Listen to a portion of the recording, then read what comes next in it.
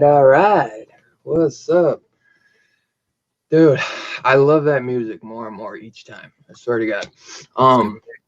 Good to be here, guys. Sorry we're a few minutes late. You know how I am. So that's why even putting 10:05, I'm still late. But glad to be here, man. I've been looking forward to this, bro. I've been nonstop watching Creature movies, man. But we are here with my boy Robbie, as always. PCP representing, and we got our boy Fuck Picard in the house, the special guest tonight, man. I'm glad to have this, man, because I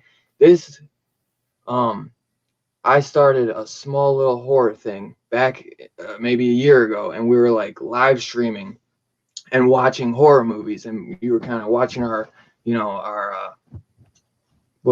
reaction, I guess. And this was one of the every time. Shut up. It scares the hell out of me, bro. But he was one of the few on here, so this is cool. And then next week we got another one of the guests that used to be on that channel or on that show. So this is a fun one. Introducing the special guest, my man Scar Pad Comics. It sounds like you have a fucking creature in your own room. What the fuck? What was between your legs that just fucking exploded, man? That was a horrifying fucking sound if I ever heard one. It took me a fucking hour to break into this guy's fucking arcade. I was waiting here and you're fucking 10 minutes late. What the fuck? I'm gonna have to get the fuck out of here by midnight before they call the cops. Jesus Christ. I love your intro there. It's the first time I ever saw that. I love where you get that fucking music from. That fucking freaked me out. He found it. Me out, that music. Robbie found it. It's on YouTube Studio. Anybody can use it. It's good. Scared the shit out of me. Yeah, and each week for different subjects or whatever we're doing for that week, Robbie will take he'll add in different scenes from maybe like if like each week the intro changes. Like a lot of it stays the same, but he adds and takes certain things out, and I love it. It's themed. It's themed. Cool, man. Cool. So yeah, man, this is Creature Feature Night Top 10. Creatures. I tell you, Creature features. Robbie couldn't even figure out how I wanted to do this, so I almost wanted to be like, I'm just saying your definition of Robbie creature didn't know what a creature was. This is what I did. I gotta tell you, what I did is a creature is not like an animal. It can't be an animal. Like I wanted to put Jaws on the list because Jaws is a great movie, but it's a fucking shark. Now if that shark ate a fucking barrel of fucking nuclear radiated gook and was a fucking big monster shark, that would be a creature. But well, what about Cujo? Cujo's a dog, man. He's got rabies. But if you look at list of creature features, they say Cujo's one of the best ones. And Dylan straight up told me last week things like Anaconda counted, and Cujo counted. No, well, now y'all changing it up. No. It's okay. None of that stuff's on my list, so it's okay. He could be on your list. My list, though, I said it couldn't be an animal unless the animal was somehow affected by fucking ghosts, aliens, radiation, shit, mutants, mutant animals, but no fucking regular animals. I mean, like, Cujo is like a rabid dog. Yeah, he's got rabies, man. Your fucking dog probably has rabies. So you can't be a creature. Sorry. I like Anaconda though, because I mean there are Anaconda what? The first one. Anaconda how? It's a fucking joke. Don't worry about it. It's a big snake, man. It's a fucking donut. It's a fucking snake, man. It don't count. Hey, we got P Money in the house. P Money. Fucking motherfucking creatures. Man, I should have just started it off with that. God damn, why didn't I read that before? Let's talk motherfucking creatures. But yeah, so that was my thing. But hey, you can have it. So you can say whatever the fucking. You can say my fucking. Well, whatever. All right, so let's number 10. What are we gonna do? We're gonna go 10 through 1, and then everybody discuss why they want. Is that what we're gonna do? Well, first we're gonna talk about one thing. We gotta do our weekly talk about some news that's going on in the community with the horror community. But yeah, we will go 10. We'll do 10. You'll say your number 10. Robbie says his number 10. Well, what we'll do is you say your number 10 and talk about it. And we'll chime in and say, well, if we like this it is or definitely not. something Dylan should have hashed out with you before the show started, but it's okay. No, I think we can figure it out. I got a college degree, so I told him how we were doing it. Mr. Scarpad, he didn't even know you were coming on.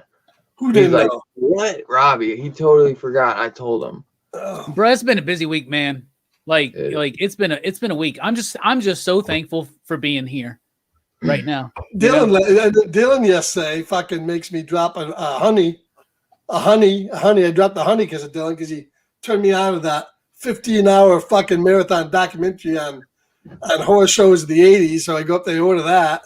Yeah. And then of course says that's number 2. So if you want number 1, you got to pay an extra blah blah blah. And that's about $85. But hey, it looks good. Looks like it's gonna be a good.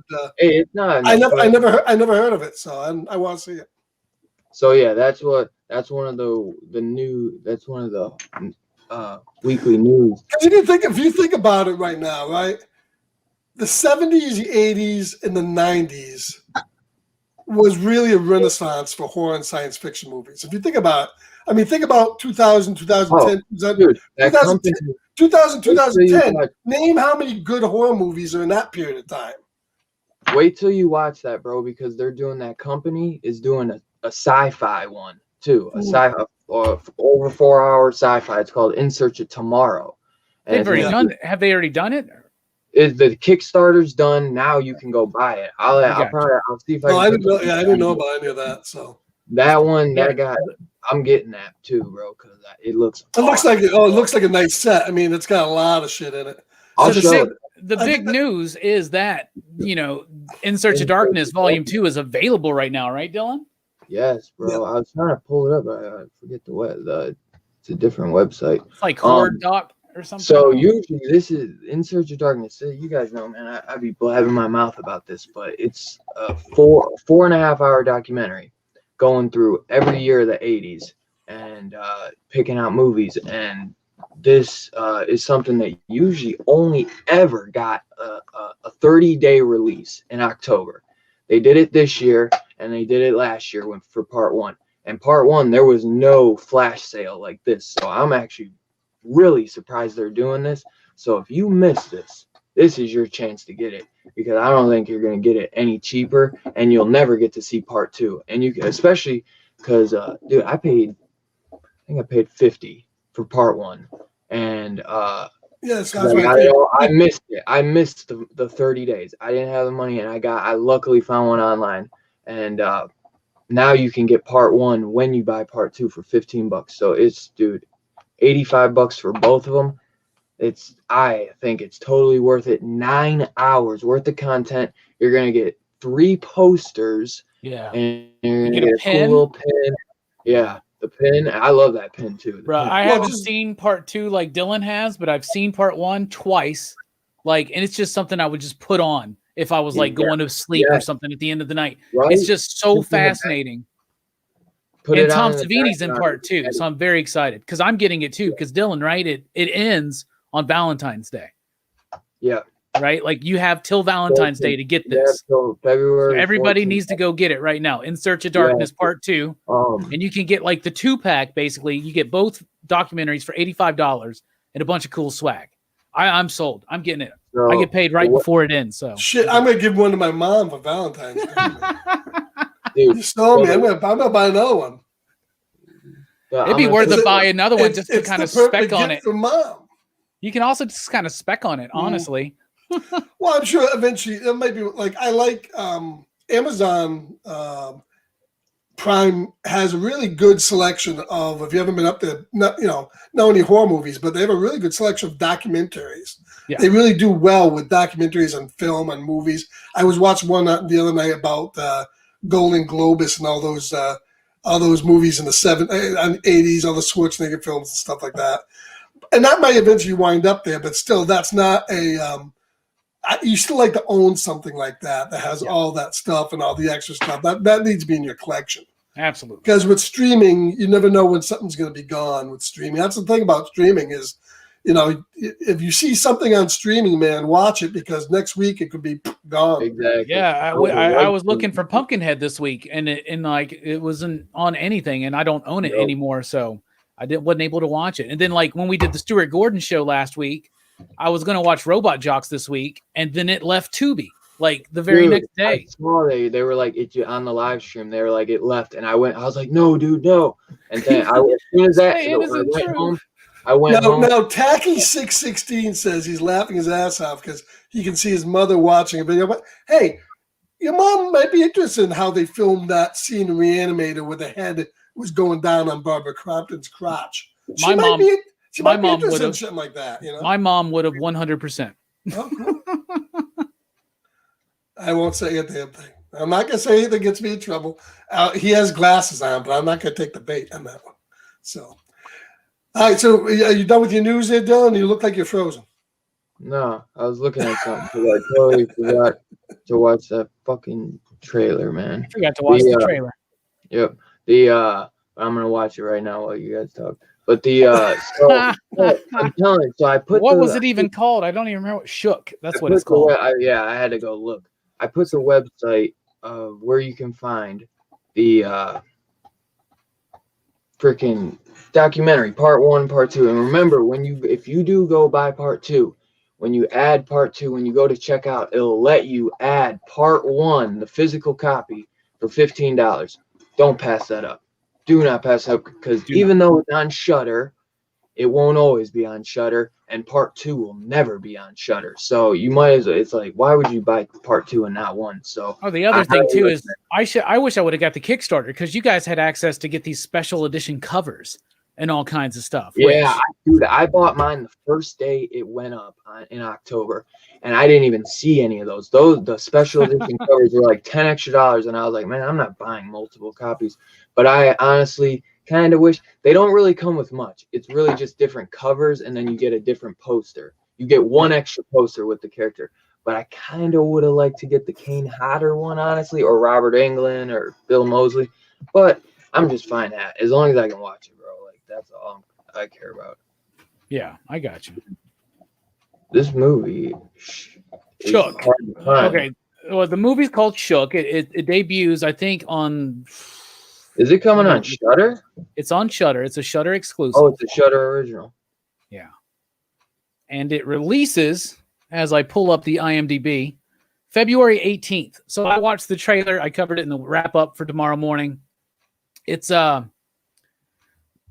this, like, she's like a model on IG or something like that. So she's some kind of social media influencer, and she has this like person who becomes like an obsessive fan and then kind of stalks her at home and then kidnaps a bunch of her loved ones and puts them in, like, he's going to kill them unless she does like certain things, something like that. So it definitely feels like a lot of it's derivative, and it feels like But at the same time, I think it could be interesting because the trailer kind of showed that it was maybe going to go a little gory, you know? And so like, you know, a good slasher film should be gory, in my opinion.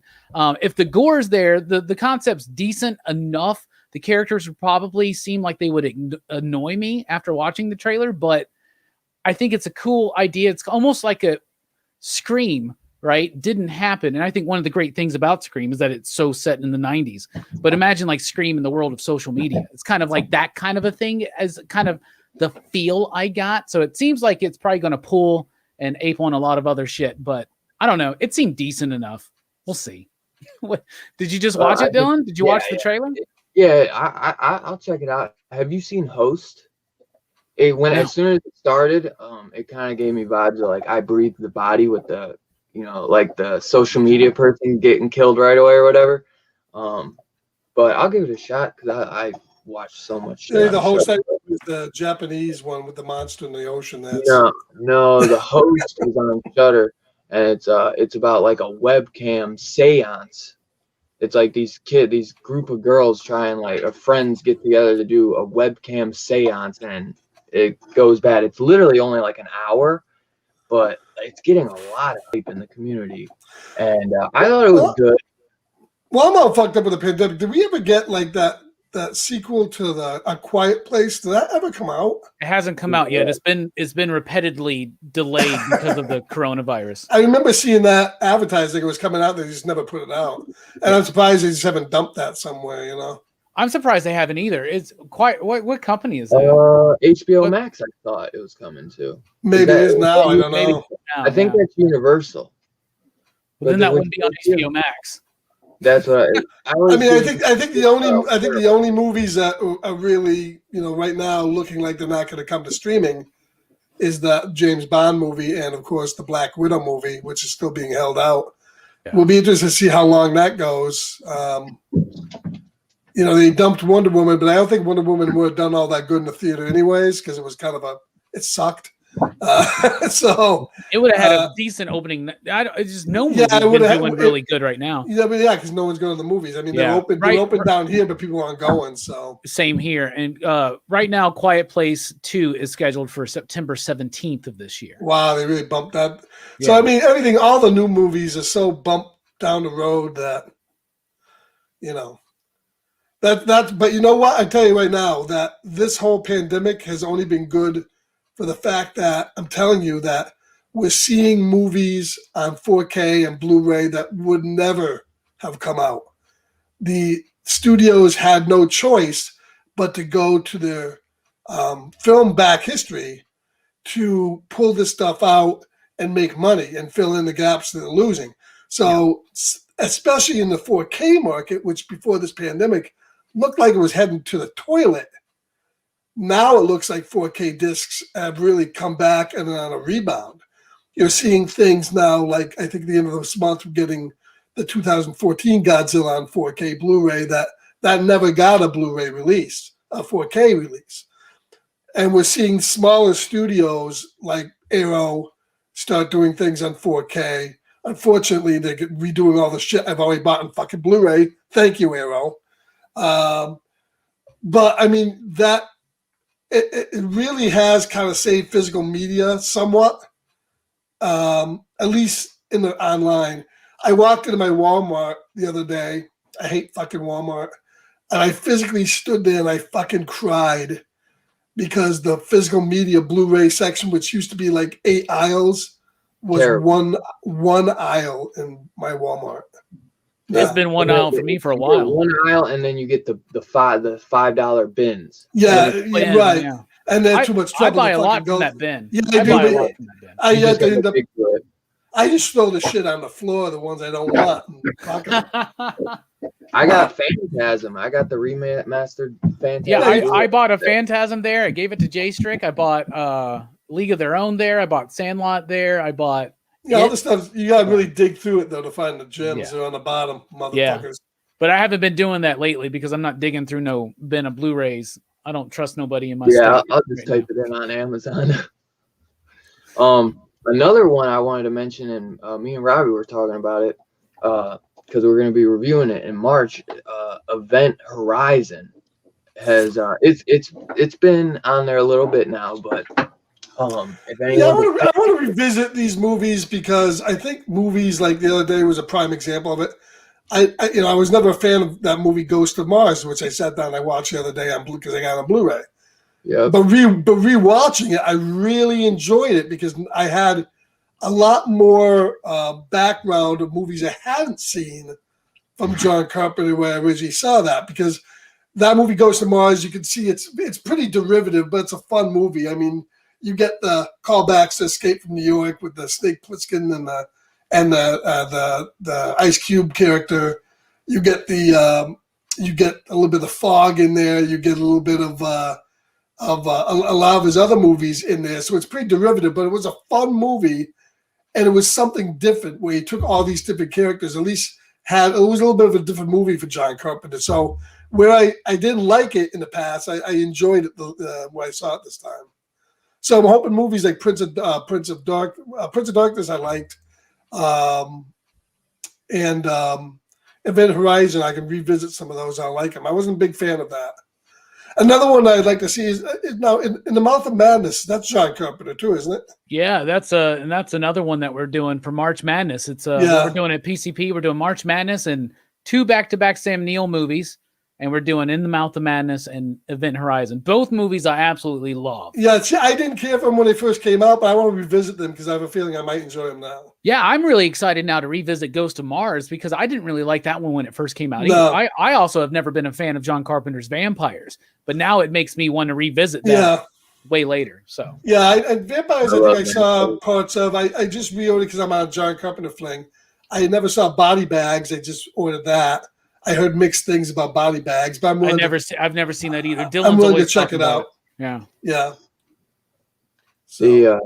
Yeah, same here because I you got to get all the Carpenter shit, right? I mean, that's even his worst movie isn't terrible. Exactly, because it's just we expect so much from him, So that's why I went in and I watched Ghost of Mars, and I liked it. I should get Escape from LA before it gets. I mean, I was a fan of Carpenter even all the way back to when he made that Dark Star. Back then. Dark Star. I saw Dark Star. That's his first film, isn't it?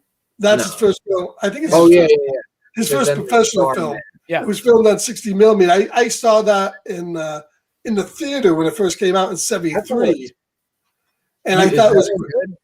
That's awesome. Yeah, they get the beach ball there with the feet. It's a classic. Saw that in the theater. Saw that in the theater. It was a double bill, Dark Star and Flesh Gordon.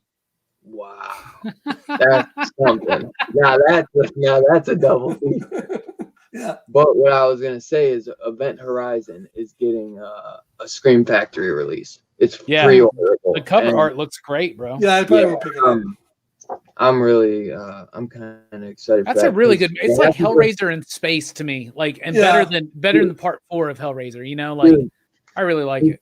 This DVD that's out of print, it has a shit ton of special features. So I'm wondering what else. They haven't announced. See, I've been keeping if you want to find stuff that's sometimes out of print cheap, is go to Hamilton Books DVD. I'm keeping my eye open because I'm looking for Life Force. I want that one because I missed that. Hamilton, what was it? Life Force has been out of stock for a while. Yeah, I bought it. Did you say Hamilton? What Hamilton Books? Yeah.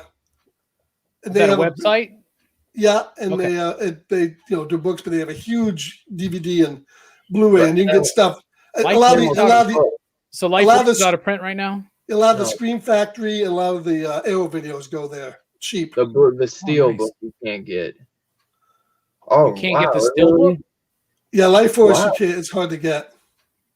That's why these Scream Factory discs, if you want it, get it, because once you go out of print, they're tough to find. Shucks. And then you're trying to get Slumber Party Massacre 2 and 3, and it's $200. Yeah. Are you thinking out of your mind? No way. I'm not paying that for fucking part.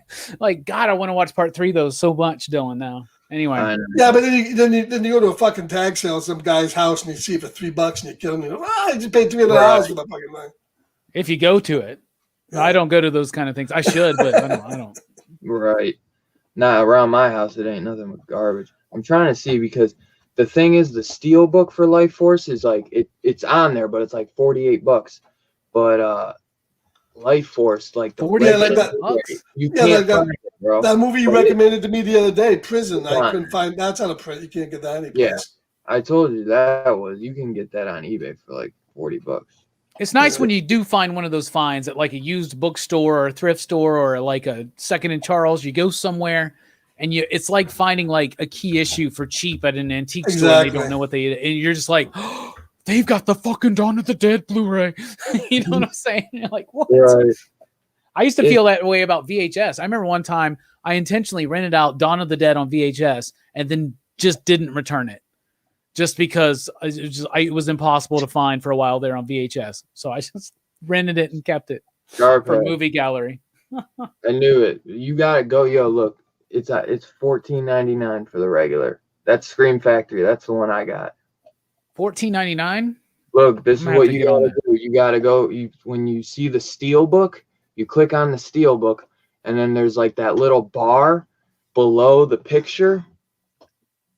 That little bar where it says format, you click that, and then you'll see, and just go. Where was it?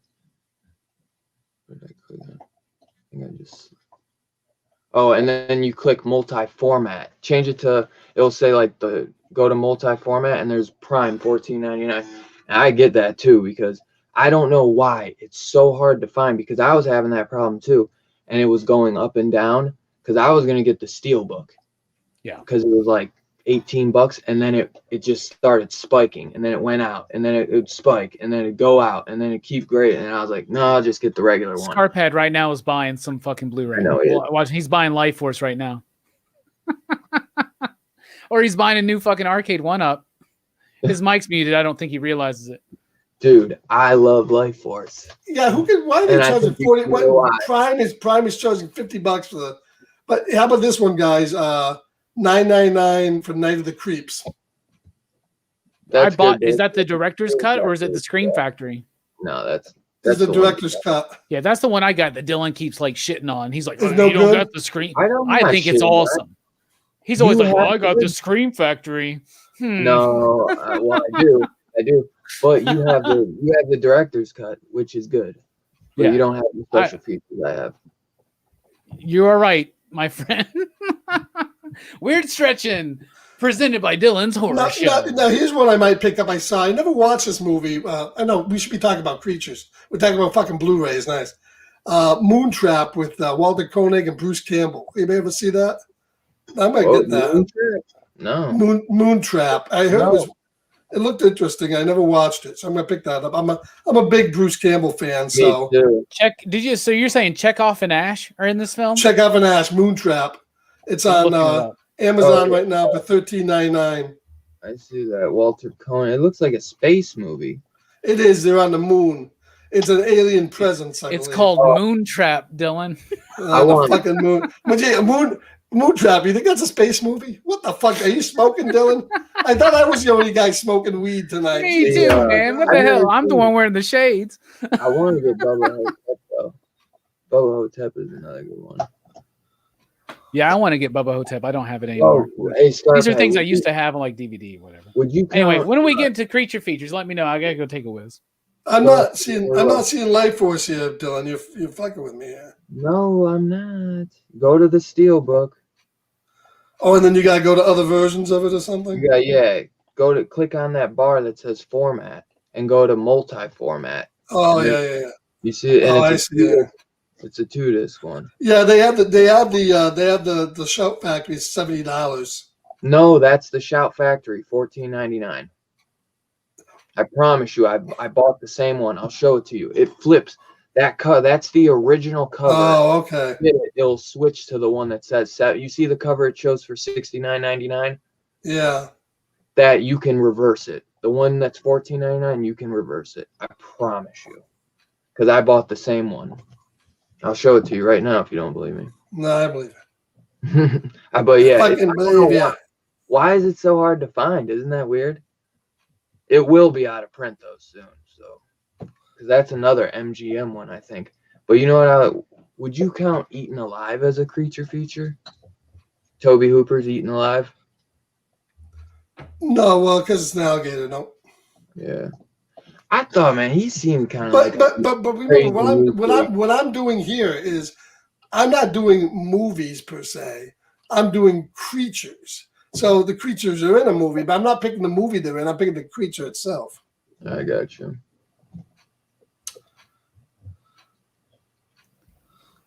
Do you guys ever feel like the government's just not quite telling us everything? All the time. Yeah, me too. Alrighty. So as long as they send me my $1,500, I need another fucking arcade machine in here. Bro, they're gonna send you $1,400. That's fine. I agree, Ace. We have to keep physical media alive. That's why we buy comics and we buy Blu-rays. All right, thank you, Amazon. All right, let's do it. So who's gonna start off with number 10? Abel's doing his gig, and you can go there first. We go. Abel. I'm gonna go first. All right, so my number 10. I apologize. I realized I didn't have this movie on fucking Blu-ray. Can you believe this? So I went to that's the one I sent you. That I bought the 1 through 4 pack of Predator because I didn't have this on Blu-ray. I only had it on DVD. So my number 10 creature is the Predator, and without a doubt, I would say, what's that? I don't know how I forgot about that one. Okay, because Predator to me defines the 80s, the 80s creature, and really some of the movies he's been in have been up and down, but I've liked pretty much all of them. You know, I liked all the Predators movies, even Predators. I thought was okay. What'd you think of the recent? My favorite movie was Predator 1 and Predator 2. Those are the best. The recent one, it wasn't horrible, but it wasn't great. It's probably the weakest one, though. But I still like the creature himself. The Predator was cool in it. He started. I mean, the Predator really started the whole '80s thing and those monster movies, the Aliens and the Predator. So my number 10 is the Predator. You want to ugly? Dylan, you son of a bitch. You still got that? That's awesome. How did I forget about Predator? That is such a good pick. That's why I wanted Scarphead here. Dude, Predator 2 to me is one of the sweatiest movies I've ever seen. Just so you know. Well, that's where and I think Predator 2 is one of the most underrated movies in my opinion. Oh, dude. You know, because it came out, it didn't have Schwarzenegger, it had Danny Glover in it. Yep. But it's a lot more violent than the other Predator. And the best scene in all the Predators movies, all of them, is the scene at the end of the movie where Danny Glover defeats the Predator, and they all come out of the ether and they hand him the staff as his trophy. I thought that was the coolest fucking scene in any of the movies. Oh my god! I want to watch it too now. And I think maybe even better because somebody like Schwarzenegger, sure they can beat the shit out of a Predator, but Danny Glover. So Predator 2, I love that movie. Dude, I like Glover and Paxton in that film. They're both. And you got Busey and Paxton. Bro. Yeah, forget about Busey. Yeah, you're right. I always forget about Busey. Man. Lions and Tigers, my. And his line, it was great in that movie. That's a good pick. Like it gets the hate nowadays, but I always like Predator 2. Obviously, it's not the first one. It's not Arnold Schwarzenegger, but it's still awesome. Yeah, I like Predator 1. It feels a little bit more like a little bit like a war film at times, but like Predator 2 is like very science fiction to me, and it was set in the future. It was like set in 97 or whatever. And remember, Schwarzenegger was coming off of Commando, which was a pretty similar film, except this one had aliens in it, so it wasn't too much of a stretch for him. Yeah, I always feel like because they're in the jungle, it almost feels like when they're in the jungle and they're being hunted by the creature, it almost feels like like almost like Pandora's box, bro. Like yeah, like you ever see those movies when it's just like the jungle, and it's like the jungle is almost a part of the horror as the predator. It's like you aren't going nowhere in this jungle. Jungle's good, you know what I'm saying? There's this movie called The Forest that I used to watch, or it was on Netflix, and it basically it would just show the forest. They get lost in a forest, and it's like endless. It's like these dudes are fucked. You know what I'm saying? It's like, and then they got some monster chasing them too. So it's like I always like that where it's kind of like the environment, and then also damn creature coming after you. So they got a lot to go on, man. They got a lot to deal with. But what's your number 10, Robbie? My number 10 is the Godzilla film from 1998. Just kidding. It's a Cloverfield. Cloverfield is my number 10. I really, really like this film. I know a lot of people don't because it's got the shaky cam and it makes people sick or whatever. But like, I would just say, it's a shaky cam movie. Like, if you don't like shaky cam movies, don't watch it, right? But I like shaky cam movies. I love kaiju films, and I love Super Sentai and all kinds of crazy stuff like that. So I like giant monsters, giant creatures, right? Yeah, see? And I really liked the way that they told the story because it was like one of those giant films, but from the ground perspective. And I actually got engaged with the story that was being told with the people and their relationship and all this and that. And I love the mystery of it and how random and an act of God and chaotic it felt. And I felt like it was incredibly, when I watched it, it was so exhilarating. Now, one of the people I went with did go and throw up, right? But like, I'm in for that. And it made me feel like I was on the ground level in a kaiju. And I don't want to be in that situation, but at least I got to experience a thrill because of it. So I'm going to put Cloverfield at number 10. Yeah, I'm no fan of J.J. Abrams. God knows. Fuck his Star Trek movies. But I really think Cloverfield, I love Cloverfield. I'll tell you why. Because it did what it did correctly. A few years later, Godzilla did incorrectly, the remake of Godzilla in 2014. Whereas Cloverfield properly and correctly kept the action at ground level and only gave you snippets and little bits and pieces of what the monster looked like until the end. Yeah.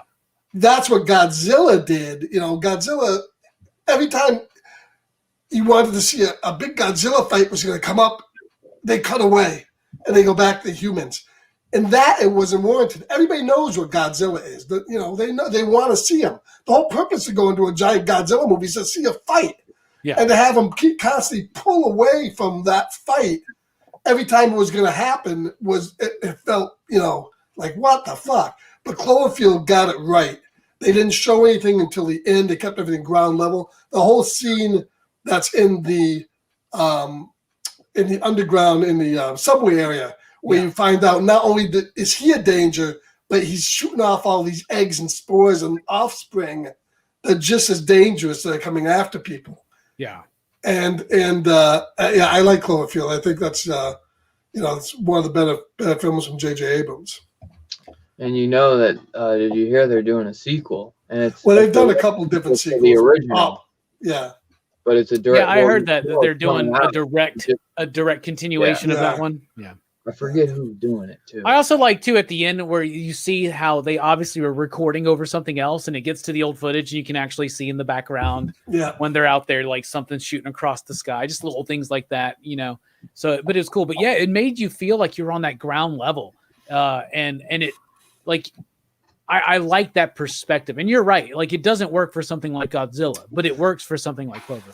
And also Cloverfield had, I hate to sound like I'm a Debbie Downer, but I like down endings if they're done right. I don't mind the hero getting killed at the end if it's done right.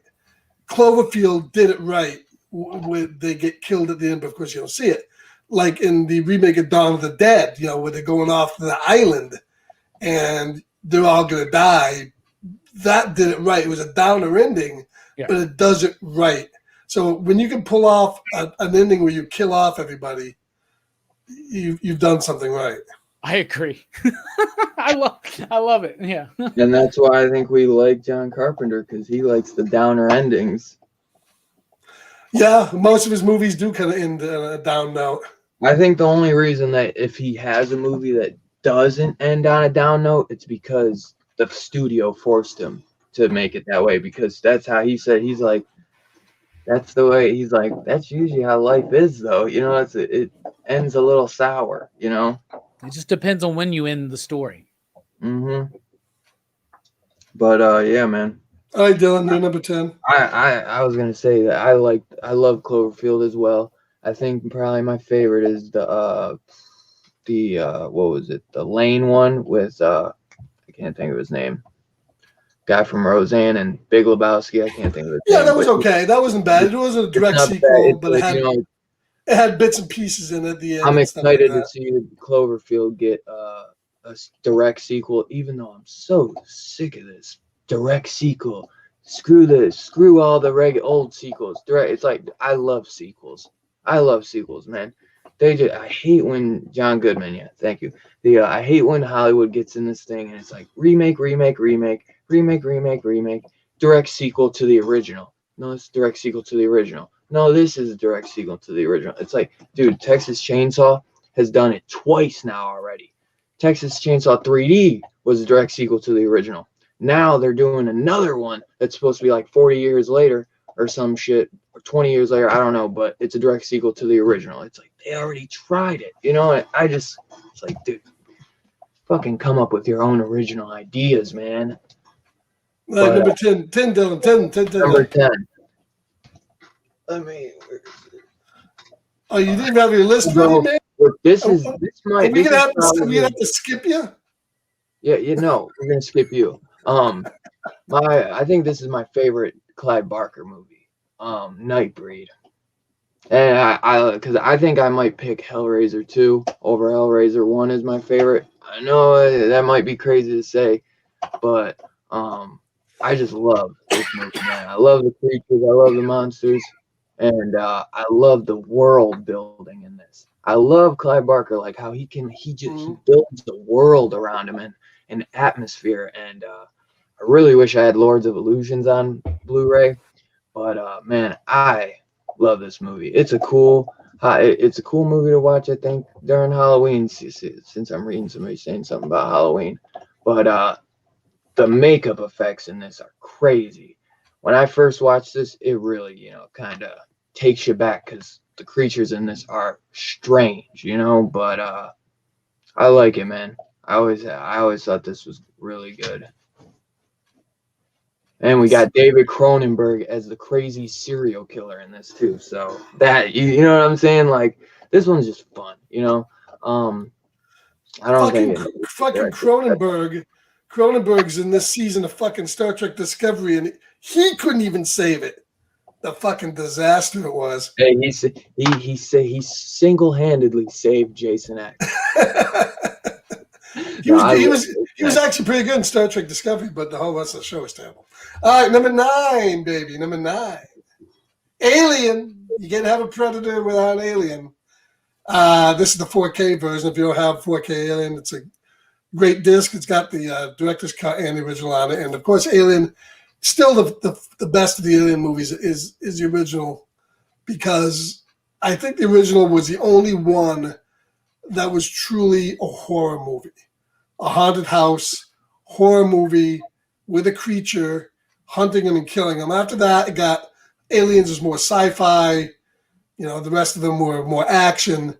But this was truly, I think, the only horror movie of the franchise. That's like they're stuck on that ship, and there's an alien going through the ducts. Going through the ducts. When Tom Skerritt's in the ducts, and he's got the thing that's coming all around him and stuff like that. Director's cut, I never really thought was all that great, because I didn't need to see what happened to Tom Skerritt. I didn't need to see some of those other scenes, but they're on here. But Alien, and of course, I've enjoyed all the other Alien movies, but I'm not a huge fan of the newer ones, but they're okay. But Alien, the original, I love Prometheus. I don't like where they're kind of taking. I don't like the fact that they made the aliens, come from the robot guy. And to me, I think leave them a mystery, leave them what they are, Leave them aliens. And Alien number 9. My number 9 creature is Alien. It's a great movie. Prometheus is awesome. I think a lot of people didn't like Covenant, I noticed, though. But great movie, no doubt. Alien is a damn classic. You cannot talk about creatures and monsters without it. It would have been on my list, honestly, but I and don't forget, we also in that movie, besides other stuff. Besides the alien, the face hugger was every bit as much of a main character in that movie as the alien. So all those scenes. Yeah, man. Honestly, I liked Covenant too. I'm not gonna lie. I like Prometheus and Covenant, but that's just me too. I like all the alien films except for the I guess Resurrection and AVPs or whatever. But yeah, the Alien vs Predators were kind of weak. I even like those. I really like 3 though. That's the one that most people disagree with me on, but I actually like Alien 3 a lot. 3 and even Resurrection I thought had good parts in it. Yeah, that's the thing. I think they're all like is Alien Resurrection, that's the one with the newborn. The newborn? Yeah, that's the one with the swimming in the water. You're talking about like the human alien hybrid, the newborn? Yeah, right? The newborn. Yeah. The swimming in the water scene is like to me one of the scariest things. They can fucking swim, even though they come from space. Exorcist. Who knew? Biggie, I tell you, if you like Exorcist, check out Exorcist 3 as well. One of the greatest sequels ever. And I know there's people that even praise the third one over the first. I won't go that far, but it is phenomenal. You get Brad Dourif, the voice of Chucky. The Winona Ryder. Yeah. All right, number 9 for me. This is a movie I actually watched yesterday, the very first time. It's from 2008. It's by J.T. Petty. He was the writer-director. It's called The Burrowers, and it's got Clancy Brown in it. It's got William Mapother, Sean Patrick Thomas is in it. I really, really freaking like this movie. So it's a Western, and it's set in this town, and these people are attacked in their home, and they think that like Native Americans have kidnapped them. So this party gets together, and they go out trying to hunt them down. But it's actually these creatures that like come up out of the ground, and they like paralyze people, and then they bury them. Right. And then let them sit there alive with just their like nose and mouth above ground so that they can still breathe. And then all their insides turn to mush, and then they go back and eat them. But it's also a Western film, and it handles the horror so creepy. The creatures are really, really scary. And I think it was just incredibly well done. And it had some really great character actors doing some really great work. Had the dude that played the doofy Ethan in Lost in it. It's got the guy that's the dick in so many movies like The Green Mile or whatnot, but I really enjoyed it. Western, but it has a lot of twists and turns. It has something to say about, humanity and togetherness and how we don't work together. But at the same time, it just has these really gruesome monsters that kill people in a very terrifying way. The Burrowers, my number 9. I was just gonna ask.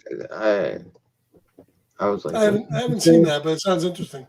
It's on Tubi right now, so that's where I watched it. But I enjoyed it. It was a bit long, it kind of like felt longer at times, but overall, I really, really did enjoy it. I thought you would say they buried them and made sausages out of them or something. Well, I feel like this crazy because like they come at these people super quick, and they like cut them in the neck, and then they like spit on them, and they just paralyze them, right? And at the same time, they're like turning to mush. So at one point, one of their dudes in their party that happens to, and you're slowly watching him just kind of like die and go numb because they go numb and he can't move. It's like, imagine just laying there in the ground for like 3 days alive and aware, but dying and not being able to do anything about it till they eventually come and eat you when all your insides turn to jelly so they can just slurp you up. It's pretty gross. And Clancy Brown's in it. And like Sam Fett said, it's hard to beat Clancy Brown. Clancy Brown's awesome. He recently did this really kind of cool. It's called the Mortuary Collection. It kind of has it's kind of like an anthology type thing where he's kind of like the storyteller, kind of like in Tales from the Hood. But he's in Tales from the Hood, he's like a mortuary guy, but Clancy Brown's in it and plays like the old. He's got a lot of makeup on it to kind of make him like older and creepy and scary. It like Sam said, hard to beat Clancy Brown. So I might check that out tonight. All right, number nine. Then where you pulling these movies from? Next door? Oh, I don't have. This is the one I don't have. I was gonna get this. I couldn't find it. But man, I have them right next to me. What do you mean? Guillermo del Toro. Yeah, thank you. Del Toro's first movie. I think it's his first movie, Mimic. I watched it last night. It's not his first movie, but it's his first like big American movie for sure. Okay, yeah, that's his first feature film. Then I think his first movie is Devil's Backbone or Kronos. I don't remember which came first. I think it's Kronos. I could be wrong though. That's with Mira Sorvino, wasn't it? But yeah, and there's a director's cut because apparently he hates that movie. Even the director's cut, he said that he never got to film his vision. Yeah, but it is a good movie, bro. I almost put it on my list. Yeah, Mimic is good. It is, man. There's like a 3-packs Blu-ray set because I used to have the DVD. I never had the director's cut. So what is the creature in that? I forget. What is the creature? It's kind of like they're like bugs. They're like giant cockroaches that are trying to mimic humans, right? And then they can fly. They're like cockroaches that can fly. And then they can mimic humans. Right. But then there's one that's in like, and it kind of gives you the old like OG Fly, like where he's got like the face, the bug face, but he's in like an all black trench coat, and then like like looks like Narar Spider-Man or something in his get up. But it's got some really cool scenes, man. And it's one of those movies I know that has like 15 direct-to-video sequels to it, but the first one I think it was the only good one. I know. I don't know. Well, I heard the second one's pretty good, but we'll see. I'm gonna get there's like a 3-pack Blu-ray set, and because I really want to see the director's cut. But I'm a huge Del Toro fan. I always have been since Blade 2. And funny thing is, when you see Mimic, you see a very young Norman Reedus, and I was thrilled to see that. And I was like, oh, that's where we get, Yeah, I just got the 4K on Pan's Labyrinth. I haven't watched it yet. Did you? But, nice. Oh, I bet that's beautiful. I guarantee that. That's a good number 9, man. I'm really happy that somebody said Mimic. I remember I was watching it, and I wanted to rewatch it. It was it might be on Pluto, which is like Tubi, not as cool as Tubi, but Pluto's actually got a lot of good stuff on it. But Pluto does live TV too. The only trouble with Pluto is they got commercials every like minute and a half. Yeah, so you're sitting there, you get like 3 minutes of movie and like 15 minutes of commercials. It's not too bad, but the commercials are very short, so that helps.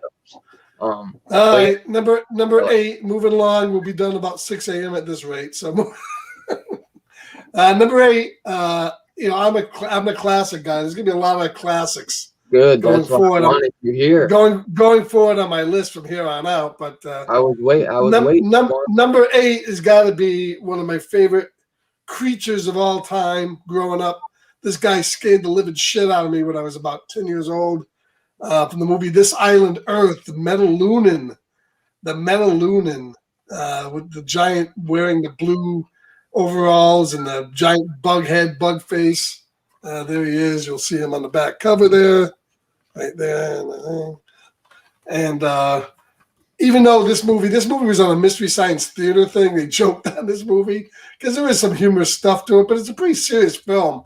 If you haven't seen This Island Earth, it's a really great movie from 1955. Well worth checking out. And the Metalunan is a great creature. So that's my number 8, the Metalunan from This Island Earth. I love it. You see, Mimic got me nervous to kill cockroaches. Yeah, no shit, Manuel. Yeah, for real. You're gonna have to spread some whatever that shit was they were wiping on themselves. And I really like that pick, Scarpad. That's a cool movie that's very much underappreciated when people look at like the Universal classics, I think. So I've never seen it. It's kind of forgotten nowadays, I think. But there's a Raphael figure I'm still looking for of him as the Metalunan. Yeah, well worth getting if you get that on Blu-ray. It looks really good too. Is Howard the Duck a creature? Sure. He's not an actual duck, right? He's like a extra. extra dimensional aliens. I guess yes. All right, Pluto has. All right, so number 8, Robbie. Number 8 for me will be the I believe 1986 classic Critters. I love Critters. It's got, first of all, it's got Billy Zane in it. So that's like one of the greatest creatures in cinema that I've ever seen is Billy Zane. I just watched The Phantom the other night. Oh, hell yes, slam evil, brother. But I love it, right? And because it's kind of going along the trail of success left over by Gremlins. You know, a lot of movies came in and tried to do this thing, Ghoulies and shit like that. Yeah.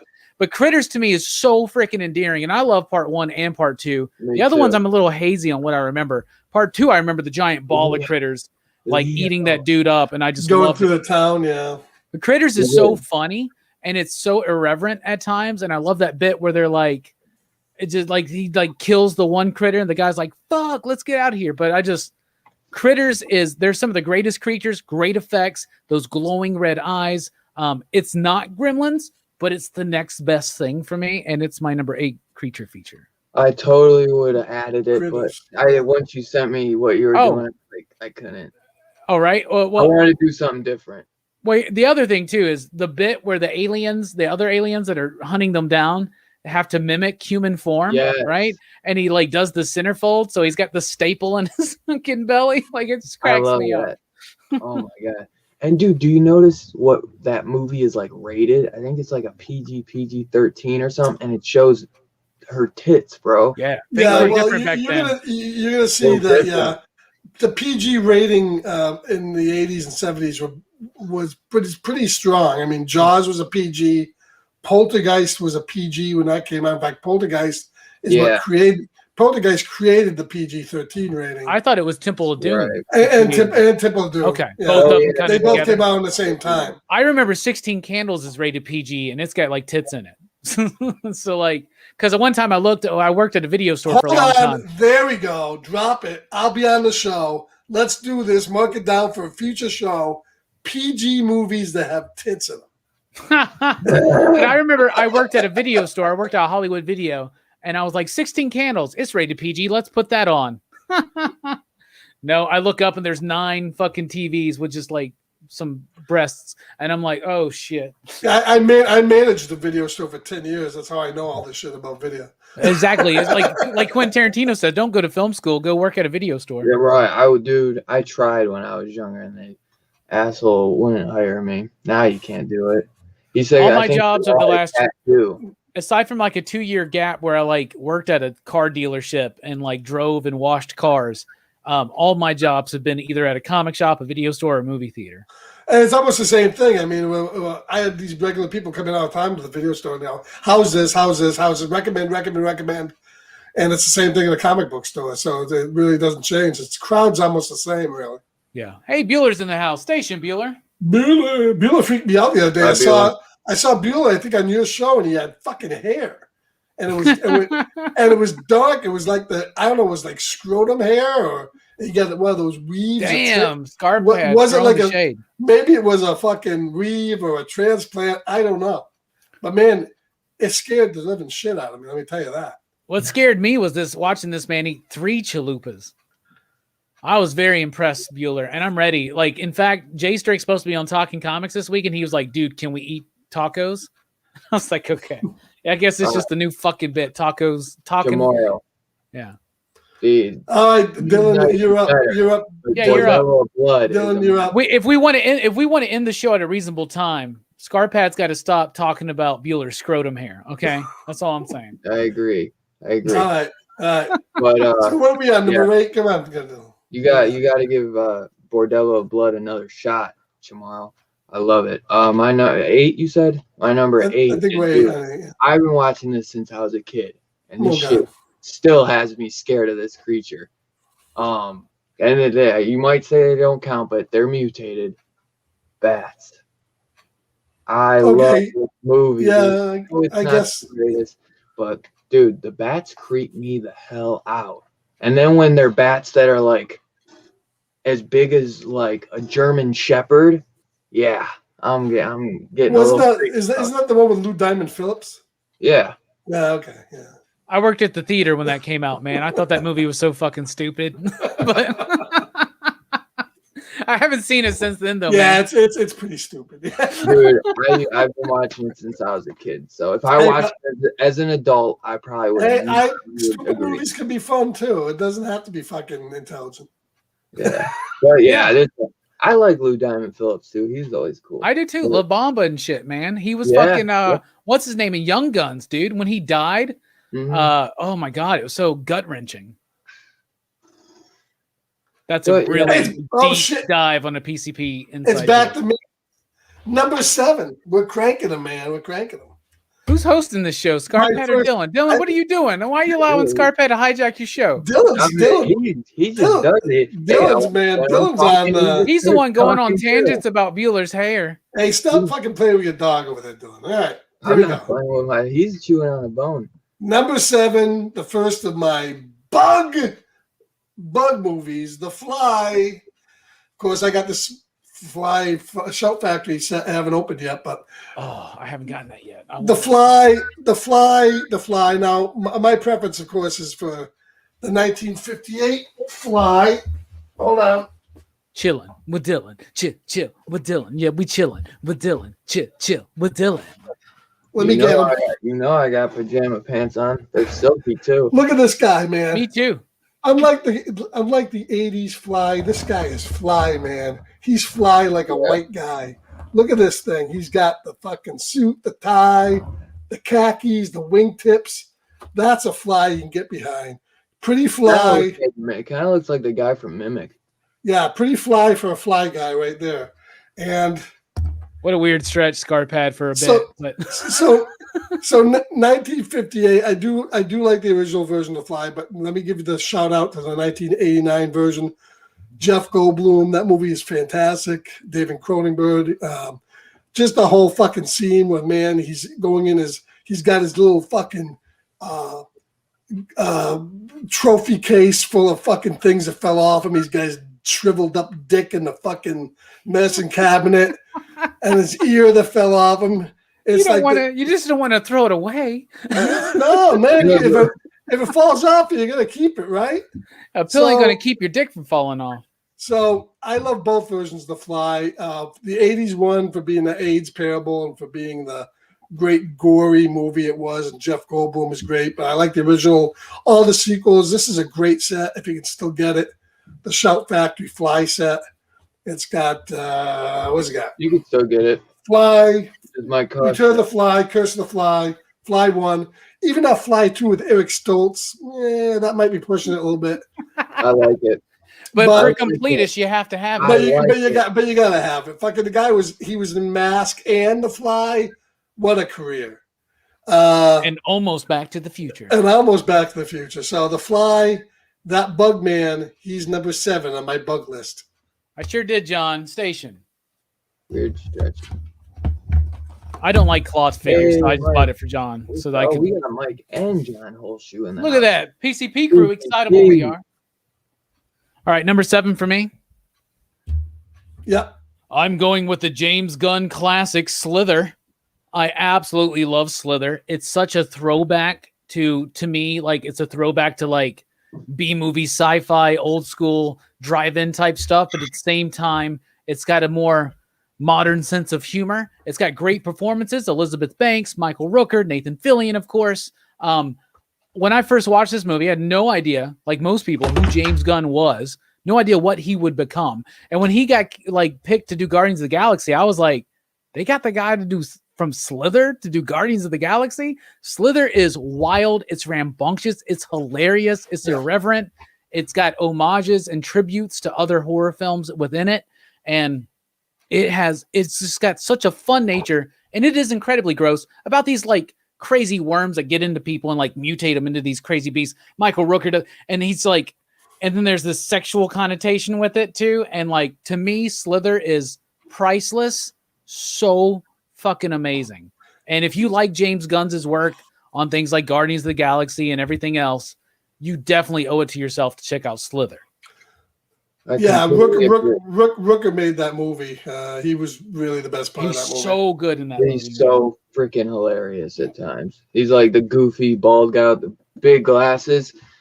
Oh my God. I love that even we got a couple people, Stefan and John, they know it's an underrated title because I never hear nobody talk about it. It's criminal how good this movie is. How funny it is. It just shows why James Gunn did what he did. It's just so much fun too, like, and it's a throwback and it's fun and it's got a nice pace to it.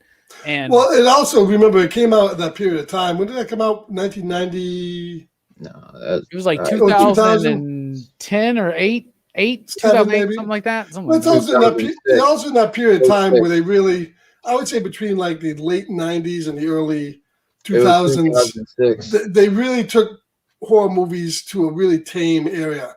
The majority of horror movies coming out were made to be PG-13s. They wanted them to be PG-13s. And it was rare that you got a good R-rated gory flick, at least in the mainstream. And that one was. So that's why it's one of those rare movies in the 2000s that is kind of, you throw that back. That movie could work in the 90s and the 80s easily. Oh, yeah.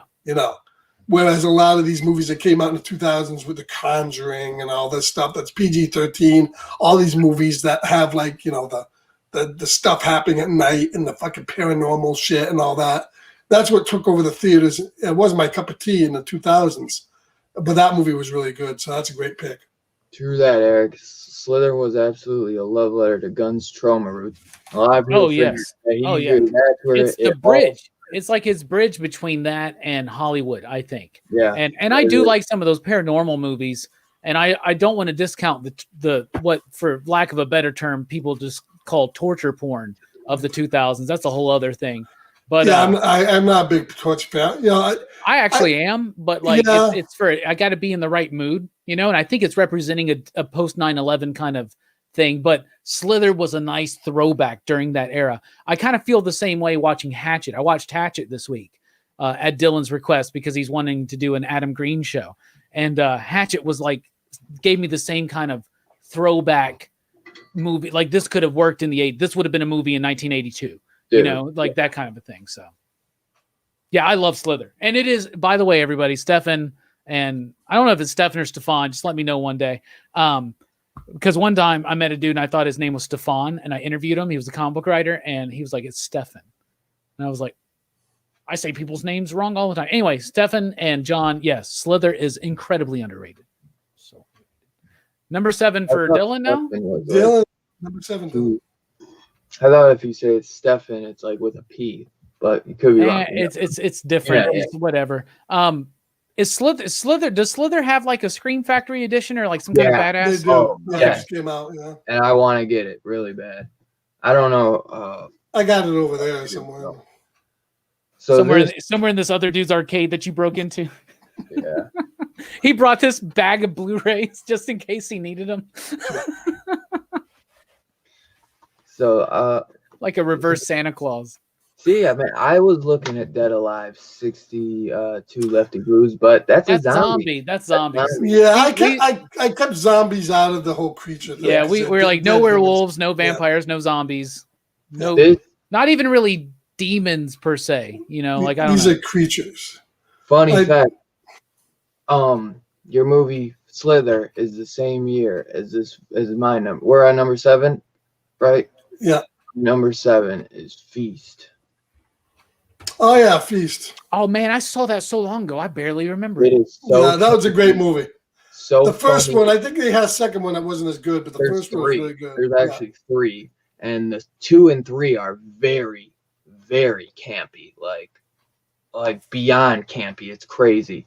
But the first one is, I love it, man. It's a crazy creature, man. They go beyond. It says from executive producers Wes Craven, Matt Damon, Ben Affleck, and Chris Moore. This was actually, I think, part of some like type of series or something where they were trying to find Project Greenlight. It was an HBO series where they got different people to come in and direct their first. We doing a group session? Hold on. Film, and then whoever won would direct the movie. So it was one of the movies from there.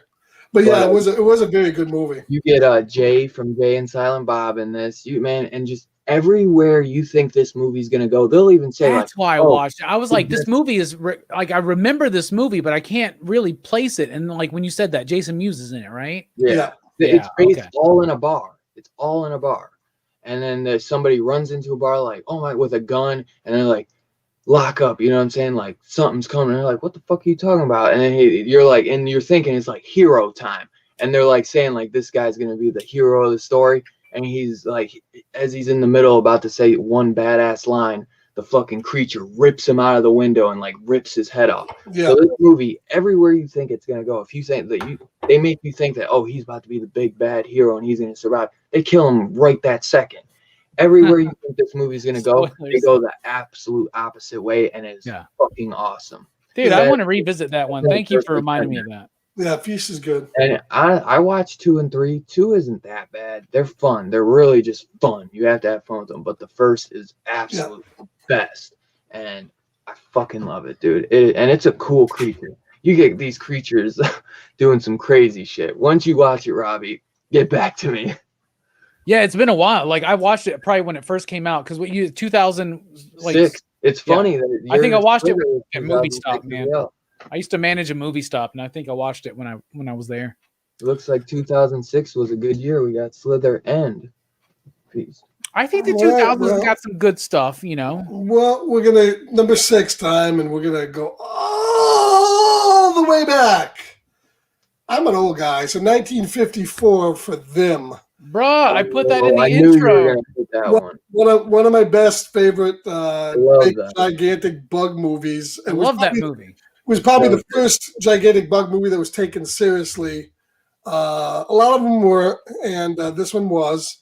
You got, of course, James Whitmore. You got Matt Dillon himself as James Arness, going up against a giant radiated mutated ants. And it's a very, you know, it's a really, it scared the living crap out of me when I was a kid. These ants were pretty well done. And it has a great opening where you didn't, you know, the first 15 minutes of the movie, you don't know what the hell's going on. They're out in the desert in New Mexico, and you hear just this weird, high-pitched noise that ends up being, you know, the ants moving their feelers together. And it's a very great opening, great black and white cinematography. So if you're partial to watching old horror movies, I can recommend this very much. Them from 1954. Great movie. That it is. I'm glad you picked Giant ants. Yeah, I remember when we were doing our show back then, and then you hooked me up with the Plex server, and you would put that on there, and I watched it. And honorable mention for me would be it got bumped off my list, but it was number 11, one of my all-time favorite movies in the bug category, Kingdom of the Spiders with William Shatner. I love that fucking movie. The Shat is at his top form in it.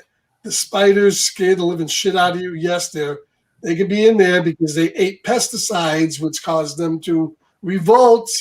So it's covered. So, but Them is a great movie, so I recommend it. You can't go wrong with the Shat. At his best. The Shat on that one. But yeah, I remember that. It was a fun movie, man. It's one of those real fun. Them is a great movie. I had that on DVD for the longest time. I did this big DVD purge like 2 or 3 years ago because I was like, you know, I just need to get rid of all these DVDs while they're still worth anything. Yeah. And I got rid of things that I shouldn't have because they're worth more now, like Dead Alive. Black and white movies look so fucking awesome on Blu-ray because they really do. They just, I don't know, I've seen some stuff from the 70s and 80s that don't look as good in color than these movies from the 40s and 50s in black and white. It's just so crystal clear that, you know, it's just amazing. So it's well worth getting on Blu-ray. Nice. All right. So is it my number 6 time? Yeah. Yeah. My number 6 is, I think a lot of directors can do Stephen King justice, right? But I think the best director... Not too many of them, actually. Yeah, not too many. But I think the guy who always gets it right is Frank Darabont. So my number 6 is The Green Mile. Just kidding. It's The Mist. I'm going to go with The Mist because this is a creature feature to me because there's a lot of creatures.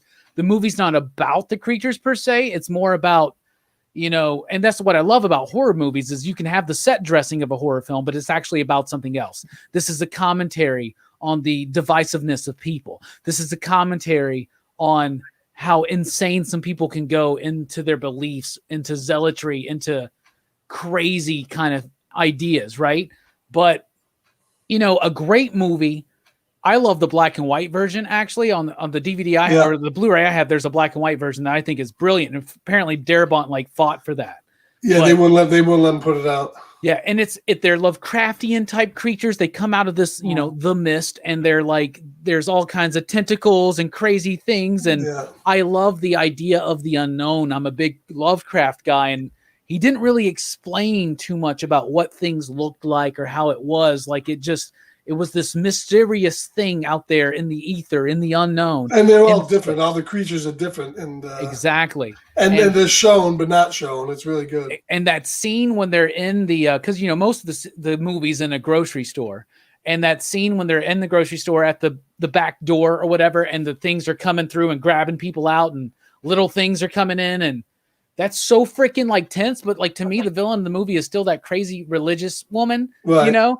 And the ending of the movie, which Stephen King says, I wished I would have thought of that, because in the story they just keep going on and on and on, and it's just mist and nothing, right? But in the movie, I have never watched a movie. Yeah, devastating ending. Fuck you ending, like just like rips it out of you, man. And I love this movie. It was very Twilight Zone, that ending. Yeah.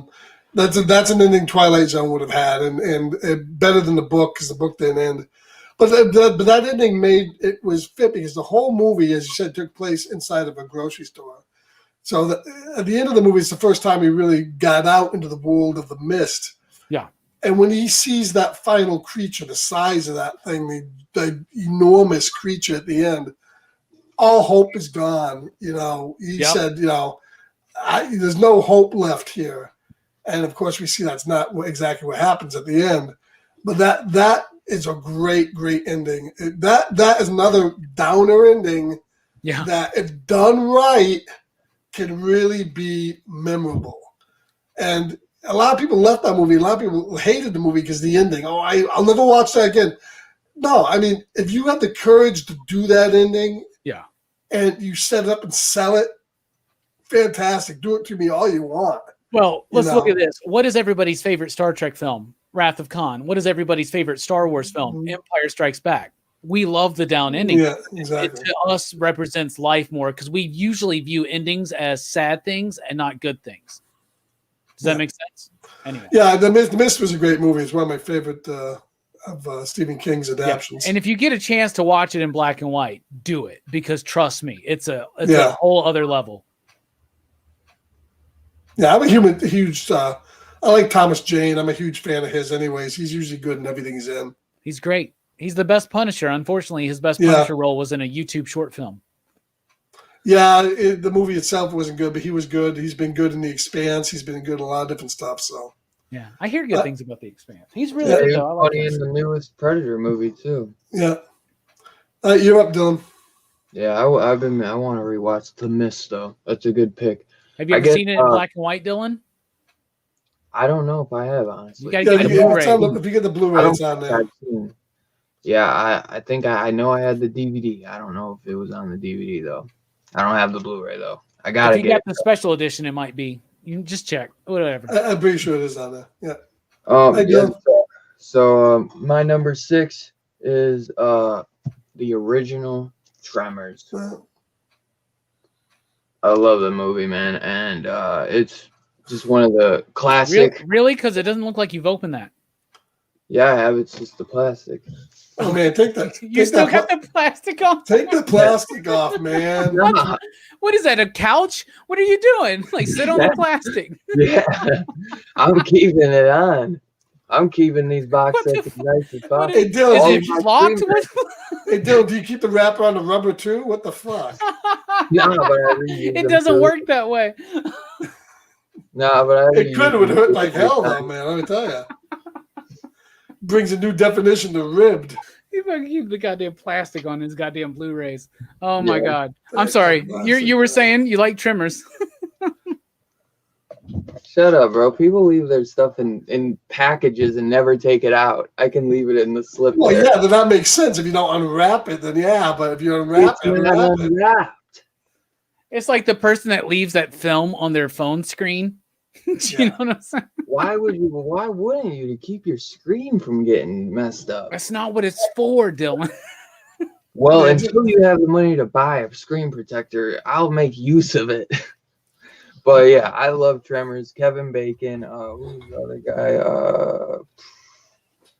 What is his name? Fred Ward. Fred Ward. Yeah. Why doesn't it say it on here? I want to address Eric in the chat real quick. Eric said that we should say what movie we're talking about more often. We should have somebody dedicated in the chat to like list it out. Basically, as we're talking, just put Dylan's number 6, Tremors or whatever. You know, that's if somebody wants to volunteer to do that, that'd be awesome. Or even if they say, you know, if somebody comes in and they miss. Yeah, because we're too fucking lazy to do it. So you can do it. Yeah, we're not doing it. We ain't fucking doing it. So you want to do it? You fucking do it. If you can't follow along by what fucking movie we're talking about, he's holding the box up to the screen. Okay, my number 6 movie is Tremors. No, it's not them. What the fuck? Come on, wake up, people. Wake up, man. Yeah. 6 is Tremors, and I love the movie, man. I know a lot of people love this movie. It's Robbie doesn't, but it is fun as hell. And that's all I care about is just having fun when I watch a movie, man. And this is a good one, you know? I like the first one. I don't like any of the other sequels, though. But the first I do. I like 2, 4, 5, and 6. Number 5. You're an even man. You're an even man. It's kind of like Star Trek. No, right. No. One. Well, my number 5 stuck together. Creature from the Black Lagoon, of course. The creature is a creature because it's his name, Creature. And the Creature from the Black Lagoon, any of these movies, but of course the first one is the best. Revenge of the Creature. Creature Walks Among Us was the other ones, but I would say the Creature, who is, we got him over here. Always got Creature. There he is in his creature outfit.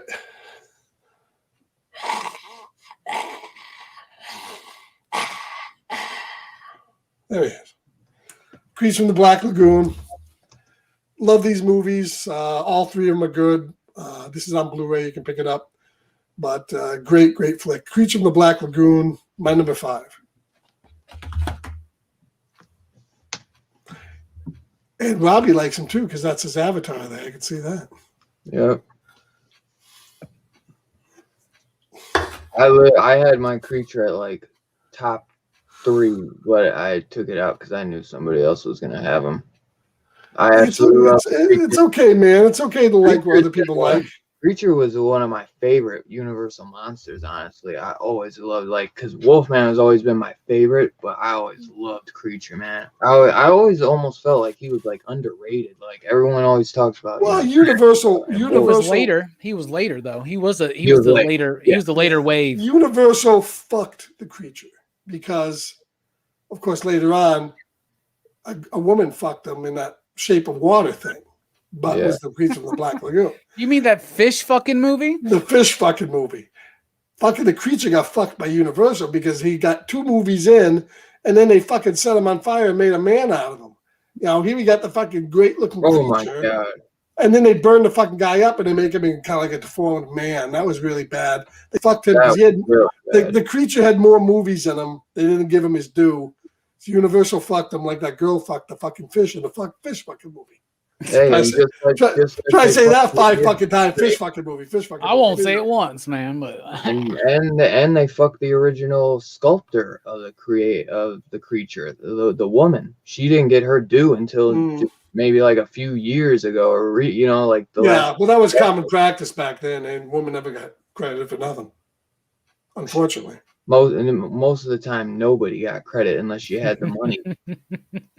Y'all just wait for it, Ace.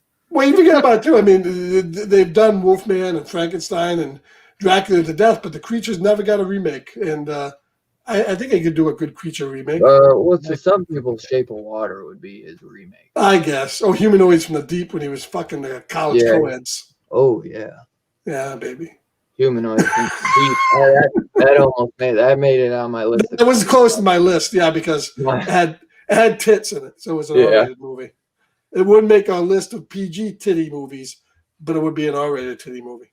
Yeah, but then they killed. Why do we always wind up talking about titty movies on this show, Dylan? What the is this? horror What show. is this? This is terrible. Is the horror show. You're Tits. making me embarrassed to be here. Titties I is- run a clean operation over at Pop Culture And Philosophers. this is where you get to show your dirty side. And this Now is where Dylan's you like, get to show now your I know dirty- why he wants to be here on Saturday Yeah. nights. titties. I told Bueller that I was like, I get to do the shit that I can't do on my own channel. Titties and creatures go hand in hand. Look at the creature. The first thing you did when you got loose was get a fucking hot looking babe. Julie Adams, bruh. Julie Adams. That's all they want. Creature wants some titty, man. Yeah, but there's more nuance to it than that. So can I there go to is. my number 5 now? Absolutely. Because my number 5 is the exact same number 5 as Scarpad. It's Creature from the Black Lagoon. And I was out when he was talking about it. I didn't want to be influenced, right? Plus I had to take a whiz. But I think it is an underappreciated Universal monster classic. I do think it's because it obviously came out in the 50s, right? But I love all 3 films. One of them, I don't remember which one, but it's like it's either 2 or 3 that has Clint Eastwood's first role in it. So that's a nifty little like movie trivia bit. But I really like the film. I think the underwater footage is so damn striking in this movie. And the 3D, me and John got to watch it on his projector in 3D, and it is glorious. It looked like a cube of black and white water. The photography is amazing. The way that suit works underwater is amazing. The actors, there's a different actor for above ground. There's a different actor under the water. The entire movie is great. And there is this tragedy to it. It is about a creature reaching out for love. And that's so many of these creature features. We can trace it all the way back even further, but we can go back to the James Whale Frankenstein movie, right, Dylan? And say that it's always about a creature trying to reach for humanity and getting rejected and how that relates to people. And I think The Creature does that so fucking well. And it's one of the absolute best Universal horror films. And just for the underwater footage alone is better than any underwater footage I see in movies today, bro. True. Because it's real. It's all real. And I know. do believe that the government's not telling us everything about creatures in Black Lagoons. Yeah. Yeah. But no shit. That was my number 5, bro. Same as Scarpad. Like, it's such a great film. It is, man. I agree. I absolutely love it. I watched that movie so much growing up, man. And I still watch it like crazy. The first one just has that special place in my heart. And I think those underwater scenes are spectacular. And you got to think this dude is wearing a suit in that water. He's wearing a full with suit a fucking tank in it, bro. Yeah. Yeah, like it's great. And the bubbles and the way he's moving. The way like that scene when the woman's like swimming on the surface and he's just underneath her and he's like trying to like, dude, it's so bruh, if you watch that at the wrong time in your life, say like just right after a breakup, you will fucking start crying and you'll be like, this whole movie's about the creature, the poor creature. I feel like the creature from the Black Lagoon. Yo, we chilling with Dylan. Chill with Dylan. Watching movies with the killing and we chilling for the villains because we chilling with Dylan. Jay Strick with that straight dick. Station. I got to get a beer and I ripped every fucking thing off my desk and it all fell on the floor, man. It was a horrible fucking sight. I thought you were about to say I ripped the biggest shit I've ever had.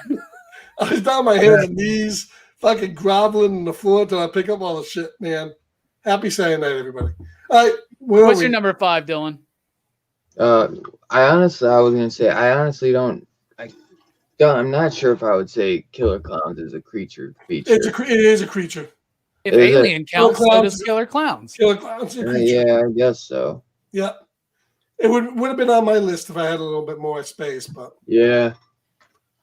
So I guess this will probably be. And I know you guys will probably end up saying it don't count, but I don't even care because I love this movie. Lake Placid, bro. I think that counts, bro. Creature. It's a Loch Ness monster. It's a giant fucking alligator. Man, yeah. Was it alligator? I thought it was a Loch Ness monster. No, croc. Oh, was it crocodile? Okay, yeah. I forgot. I haven't seen that. That's a huge crocodile where you could literally. That's a creature feature, man. That is 100% a creature feature. I tried to buy the Amazon. That's sold out. You can't get that anymore. I just bought it. Well, I wasn't there. Go check it now. It's there. No, man, I want to spend no fucking I more got money. it for like $12 now. It's like 18. As It's these fools are talking about what's what on Amazon, I just want to say station to Mike and Twitch and everybody else that are keeping up so that everybody knows what movie we're talking about. I appreciate Thanks, that. Mike. Thanks, Twitch. But So yeah, Lake Placid, number 5, dude, Lake Placid. You got Steve Miner, bro. I didn't even know he directed this till just recently. And I could not believe I didn't know that. The director of Friday the 13th, part 2 and 3. And you got Bill Pullman, bro, from Serpent and the Rainbow. the Pullman. From Robbie. Independence Day, President Bill Pullman. Come on, President Pullman. Yeah. Also, he Jay was. Strick says Lake Placid was ass. No, Jay Strick, Yeah, you just gotta well, watch it. You just yeah. gotta watch it with the right frame of mind. It's a movie that's ass that knows it's ass. That's the difference. Another good one. Yeah, And a so little bit of weed helps too. and Oliver I, Platt is awesome in that movie, bro. if you notice, I haven't done any double features. I started counting them out so you guys wouldn't give me shit. But I had Lake Placid and Anaconda. But I Anaconda. found my Blu-ray. And Anaconda. Anaconda, Anaconda- don't want none unless you got Even Anaconda. so, it don't matter. Lake Placid. Crocodile, I son. love. Yeah, there's a Lake Placid versus Anaconda too, I think. Or it's I swear it's Lake Placid Legacy or something. And it's Lake Placid. It's a crocodile versus Anaconda or something like that. That's what I'm surprised nobody. Of course, we haven't seen 1 through 4 yet, but I'm actually surprised one of you fucking guys don't have a Teenage Mutant Ninja Turtle on the list. But we'll see. Those aren't horror films. Yeah, It's a creature. We're talking about. Whoa, no, this is the creature horror show, movies. bro. This is the horror show, It's man. still a creature. I ain't man. gonna be like Labyrinth is on my fucking list. but yeah, one cool thing. I agree. I agree. Behind the They scenes should. on this They too. should. They should make a Yeah. fucking horror movie version of Teenage. They did the Banana Splits, man. Do the fucking Teenage Mutant Ninja Turtles hacking up arms and legs off little fucking kids and shit like that. I'd go see that movie. We'll wait on that one. But yeah, dude, and another thing, Stan Winston created the Croc in this. And before it even Steve Miner went to Stan Winston and just told him the idea. It wasn't even greenlit or anything. Stan Winston starts putting this thing together and put probably about $1 million into making almost like a whole croc, like a head one, and making like a tail. And basically because of Stan Winston, it got greenlit and he could have sank that $1 million and just lost it. You know what I'm saying? He had no idea he just did it. He just made it because he thought it was awesome. And that's so cool. If you watch behind the scenes, it's some cool shit, bro. I see a comment by tomorrow. Is there a Lake Placid versus Anaconda movie? Is that a real thing? Yeah. There is, yeah. Yeah, that's I wasn't joking. So my number 5 is Lake Placid. Yeah, there's no joke. There's Oh my God. 3 lakes. I gotta watch that. I think I can squeeze time in this week. I got nothing to do on Monday night, so what? Oh, dude.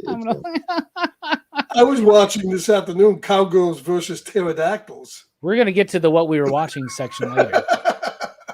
I thought about Carnosaur. I honestly thought about Carnosaur for this because I remember really being fascinated with that as a kid, and then watching it later on and just being like, "This movie sucks."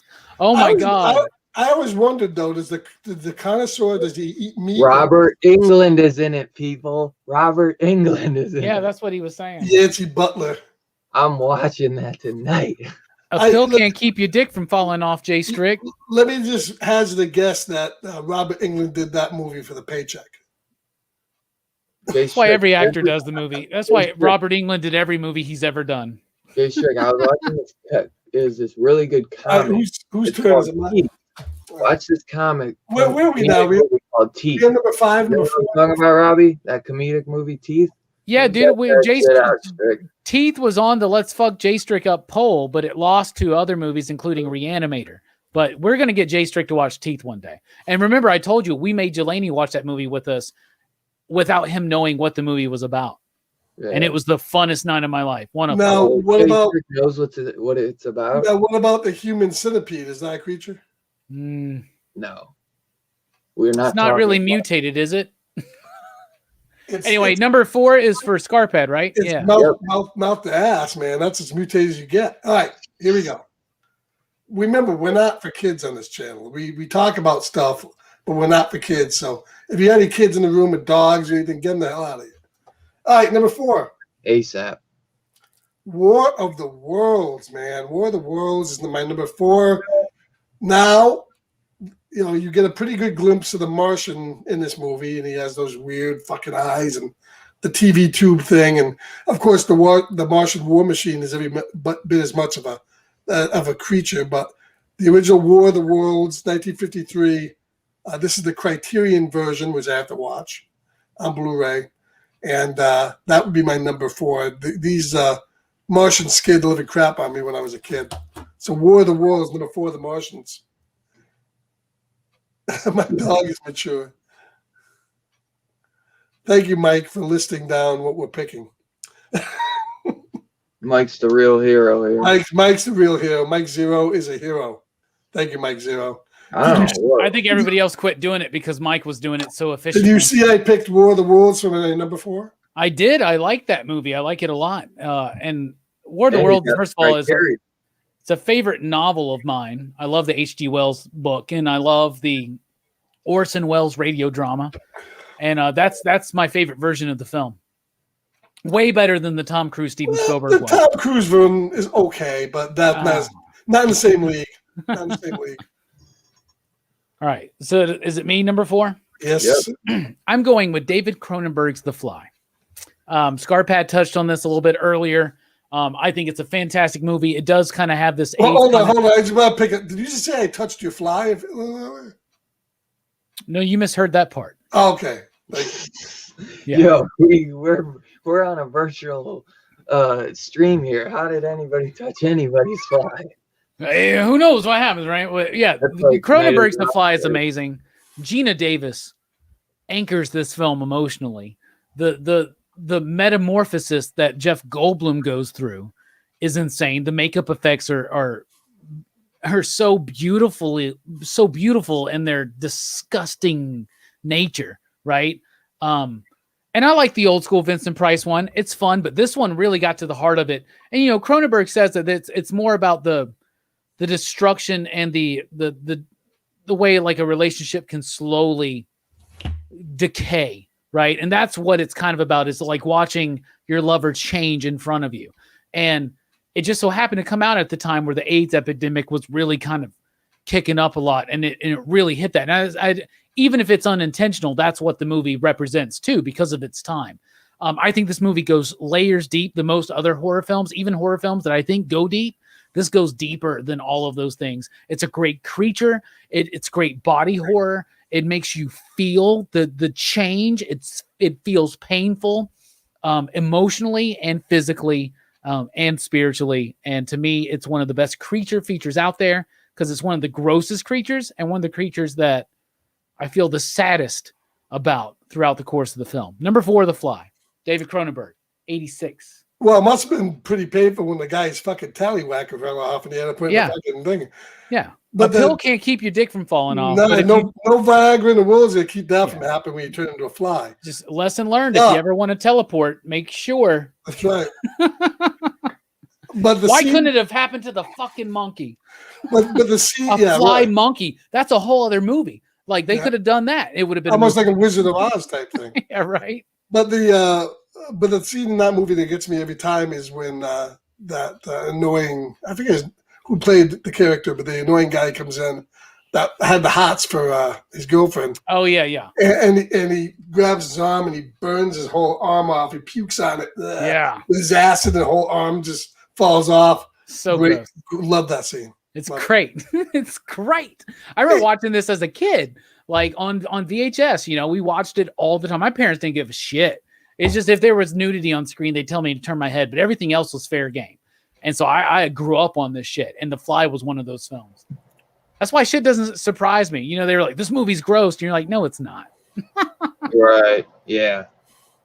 And that's why I smile from tits so much, because I was never allowed to watch them as a kid. Back at the tits, man. Everything goes back to tits. God damn it. Jesus Christ, man. Doesn't even Dylan's softcore porn show coming soon. We have to do the PG tit video. Let's plan that. We have to. That's going to have to be researched heavily. I'll have to heavily. Dylan, I'm going to be busy that week, but y'all go ahead. I'll have to hit the library. Hey, well, I'm hosting deep it. dive looking into tits in the PG films, but I think I could be a hell of a show. Dylan? All right.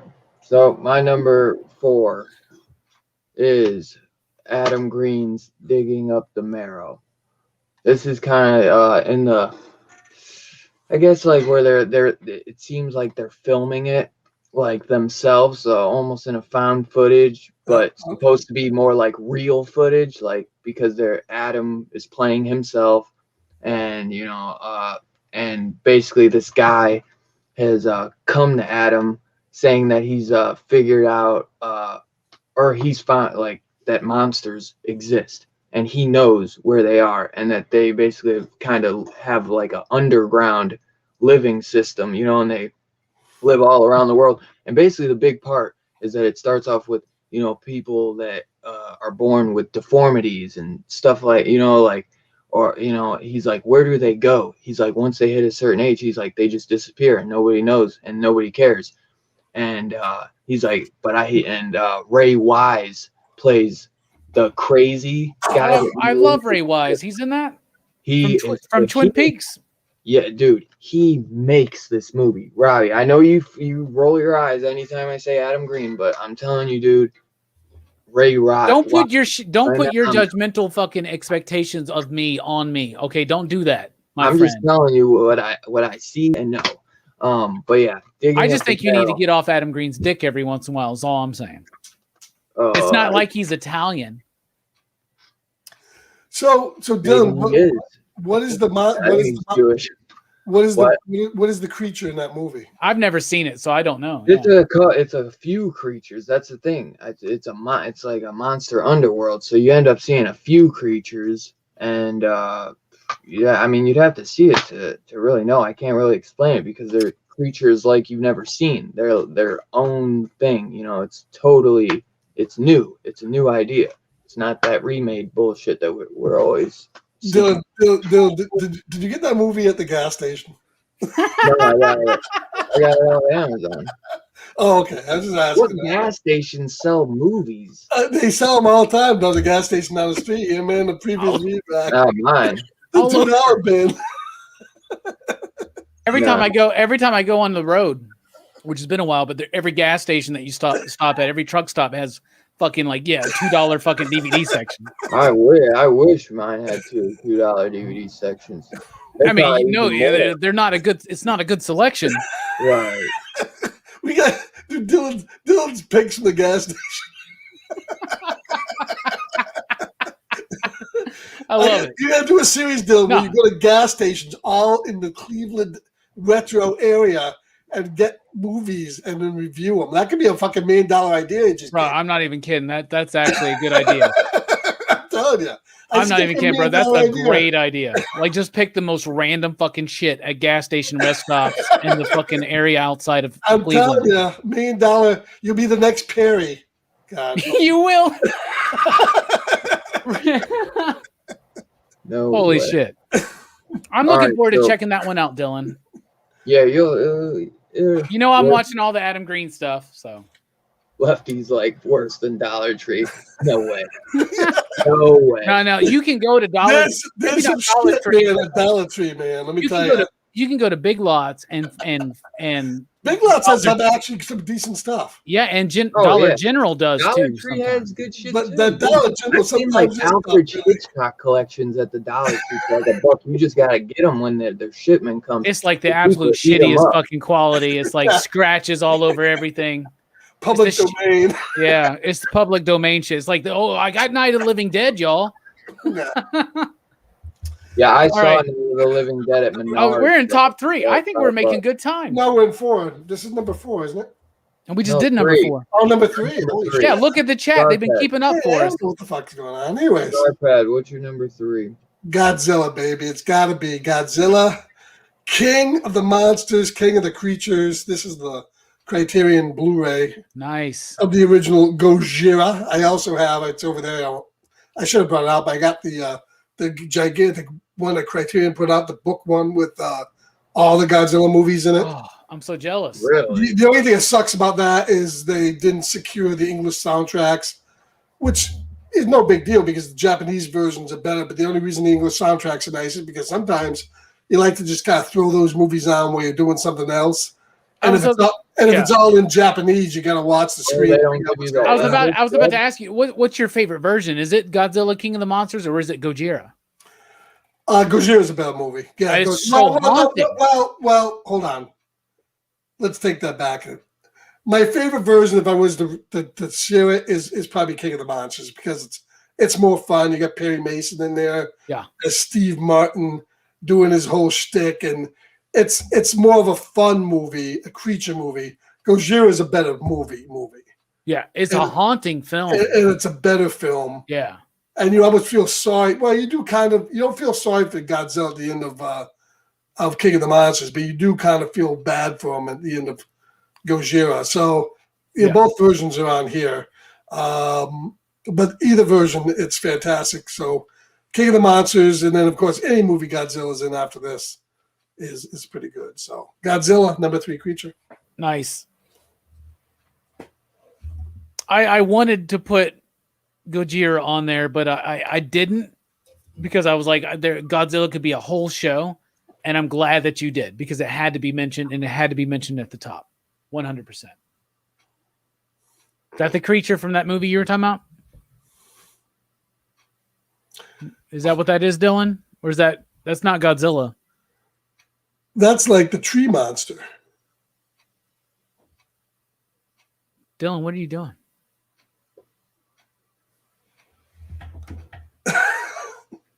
Are you muted, Dylan? Yeah. The artist, Alex Packnadel, he's the one who created all the monsters. Alex Packnadel? Yeah. That name sounds familiar. But he works in comic books. That's the name of the name of the writer. I've had Alex on the channel. He's a friend of mine. Are you talking about Alex who wrote Friendo and Arcadia and Turncoat? And could be a different guy. Alex Packnadel. I don't know. I don't know about this. I'll have to check that out. We'll have to see. I'm not sure. I haven't read Friendo, so I just know the guy that created the monsters. All right, so number 3. Go ahead, Robbie. I think He's pulling his frozen shit. I've been waiting for it. At number 3, I've got Alien. Scarpad touched on this. It's a great creature feature. It is the only Alien film that's a true horror film. It is a haunted house in space. The effects are amazing. The alien looks creepy. It's another, just like Predator 2, one of the sweatiest movies I've ever seen. It's got great performances. It's got a lot of stuff that we take for granted today, but if you watch it in its context for when it came out, 79, like they were doing things that like you were not expecting to see when you went to see that in the movie theater, right? So I really think it's great. I love Ridley Scott. He's one of my absolute favorite directors. He's like up there with me. It's like him, Christopher Nolan, and Martin Scorsese, and I don't know. I'd have to determine the fourth for my Mount Rushmore right now of directors, but they're up there, right? So I love this film. It's brilliant. It looks great. It's got a great claustrophobic sense, and to me, still one of the most impactful and resonating creatures in pop culture since the original Frankenstein monster. Iconic, and that's Geiger, I guess, who did that. So anyway, Alien's my number. And for 79 to have a movie that really has a female heroine and a female star was pretty unusual. You didn't Done the right way. Exactly. Well. Yeah, right, exactly. Done the right way, and that was pretty unusual. So that's pretty big from that point on. Yeah, she did a hell of a performance, and everybody did. Literally, really one of her first movies. Sigourney Weaver. I don't think she did much before that. So she was well cast. The cat was well cast. I like the whole idea too that this movie is wrapped around this idea of like So it's science fiction and it's horror, but it's also got this idea of the blue collar worker working for the corporation, and the idea of like what the corporation expects out of just the everyday, like Wu-Tangy, whatever it is. and they're talking about that. They're working for this corporation, but they're just regular Joes, and they're talking about, I want to get paid more if we're going to get in all this. And that scene when they're eating dinner is such one of the most fantastically executed and designed scenes in a horror film, because you go through this intense situation in an unknown place, and one guy gets all fucked up, but then all of a sudden he's better. And then they're having this dinner, and they're all like, okay, we're about to go back to sleep, but we want to eat. So they're having this dinner. They're talking about random bullshit. They're talking about, the man and being blue collar shit. And then all of a sudden this dude's fucking just shit blows up, and it just takes a turn, and it never lets up. And the entire movie starts, even though it's in space, I feel like it feels like it's wide open. They show you the spaceship, they show you space, and it keeps getting, as it goes, tighter and tighter in on the sets, right? So it starts with these wide shots on the sets, and it keeps getting closer and closer and closer. And by the end of the film, you're like cramped up in this film. And it's incredibly claustrophobic, incredibly effective, and a great creature. My number two. And probably the spiritual successor that you want to see another movie that's kind of like, without a creature, this movie doesn't have an alien per se, but really the spirit of the movie and the settings is Outland with Sean Connery. I don't know if you saw that. I've never seen that. No, Outland. Outland with Sean Connery has a lot of the same people who worked on that. Worked on Aliens. You even have, I think, a reference to the company and the whole type of thing. And so the setup is that Sean Connery is a sheriff that has a shady past. He kind of looked the other way, took bribes. It's kind of like a High Noon in space, where he's the sheriff on the space station, and there's drug runners running this new drug. And this is kind of like his redemption story. Yeah. And the setup, the ships, the station, everything is very alien-like. So it's one to see if you haven't seen that. When did that come out? 80s, 90s? 81. 81. Oh, wow. Okay. Cool. The year that gave us Rockin' Robbie, everybody. Cheers to that. So you probably didn't see it then. No, I didn't see Alien either. Not until later. Oh my God. Scary. All right. You up, Dylan? Yeah, Dylan, are you frozen? What's going on? You doing the bit now? Commit to the bit. Hashtag.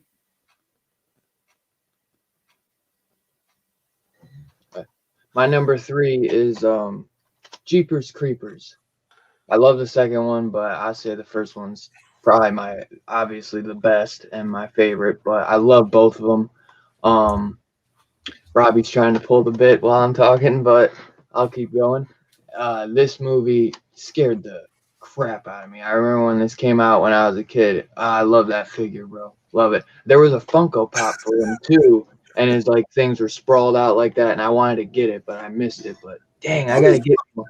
All these Mego monsters wear fucking wingtips. I can't figure it out. Wingtips. But dude, he's well dressed for a monster. I really wish I had the Scream Factory editions, but they're out of print because they're MGM, of course. I do have this double feature, which it does have the regular. I actually had both of these on DVD, like the single packs, and lost them. But these are actually the same discs, so it still has some good special features on it. Yeah, but I really want the Factory. I wouldn't look at that getting re-released anytime soon, since exactly. The director turned out to be a pedophile. But you're not going to see that. He was a pedophile long before he made. I know. And I agree with you. I agree with you. So it's like as soon as the dude pops up and gets something good and makes some money, they're like, oh, they had to fuck him. Which I'm not. I don't fuck with any of that bullshit, bro. And I think he's fucked up for that shit. But I think just pulling the movie. Read what he did. You gotta read what he did, because people twist what he did as well.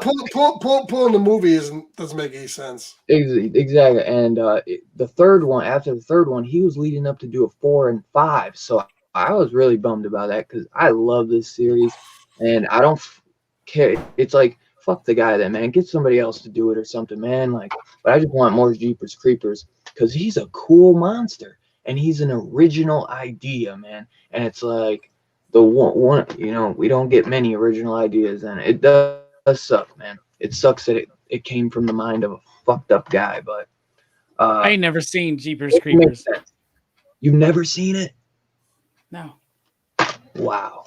And now dude, you got to realize, man, I grew up a very selective horror fan. Okay, like I like a lot of shit too, but like I just say this, Dylan, I'm way more selective than you. And through the like 2000s era, I was incredibly selective. Okay, because there was just so much. Like it was like cranking it back out again and working it. Yeah, I'm just saying, I need to check it out. Dude, there's so many movies, but I am surprised that you've never seen Jeepers Creepers. Yeah, I've never seen Jeepers. And we talk about this. I've never seen the Ginger Snaps either, man. So yeah, I could see that though more than Jeepers Creepers, to be honest. Never seen Jeepers Creepers is like pretty mainstream. Like I remember like that, like even because I've never had anybody talk to about horror, but a lot of people knew about this one. But it's dude, shit slips through the cracks. There's plenty out there. So yeah, I wrote a song one time called "Through the Cracks," just so you know. Yeah, through the cracks. And I'm actually smoking some crack. So here we go. All right, so now we're on our number two. So yeah, we're already on two. No, I'm not. Number two is number two. Number three. Number two is me. Yep. Number two, I don't have the original version, which I would put as, where this monster comes from would be the best. But the remake was actually good. Actually, the next two movies for me will feature both the original and the remake. So the original 49 or 50, 59 version, 58 version of The Blob. Nice. This is the remake. The remake, which was also good in the 80s. This was, up to obviously the gore factor. But let's not forget the original Steve McQueen one. For its day, was a pretty scary movie. And, of course, it was basically Rebel Without a Cause meets Alien from Outer Space. But when that old dude gets the blob on his hand in either version, it's great. So the blob was such an original creature. So whether you got the original 50s or the 80s, the blob is my number two creature.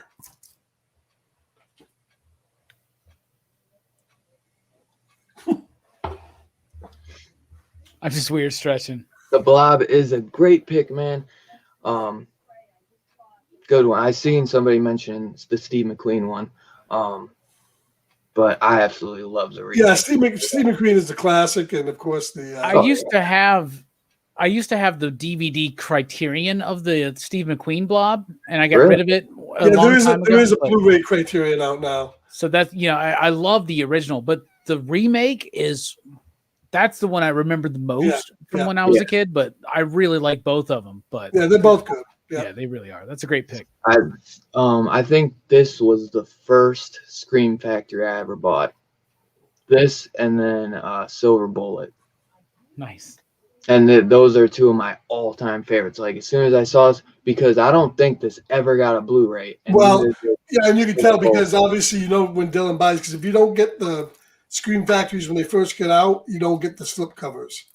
They come out with once they go out, they no slip covers. So yeah, I know that's the thing. It's like I never know. Like so, they're like if a movie came out maybe a year ago, maybe it might have a slip cover. Maybe it won't. It depends on the movie. Because Psycho 3, me and Robbie ordered all 3 Psycho sequels from Scream. Well, I hate buying them. I hate buying them when they first come out because eventually they get down. If you wait, if they're still in stock, some do for $13. Some don't.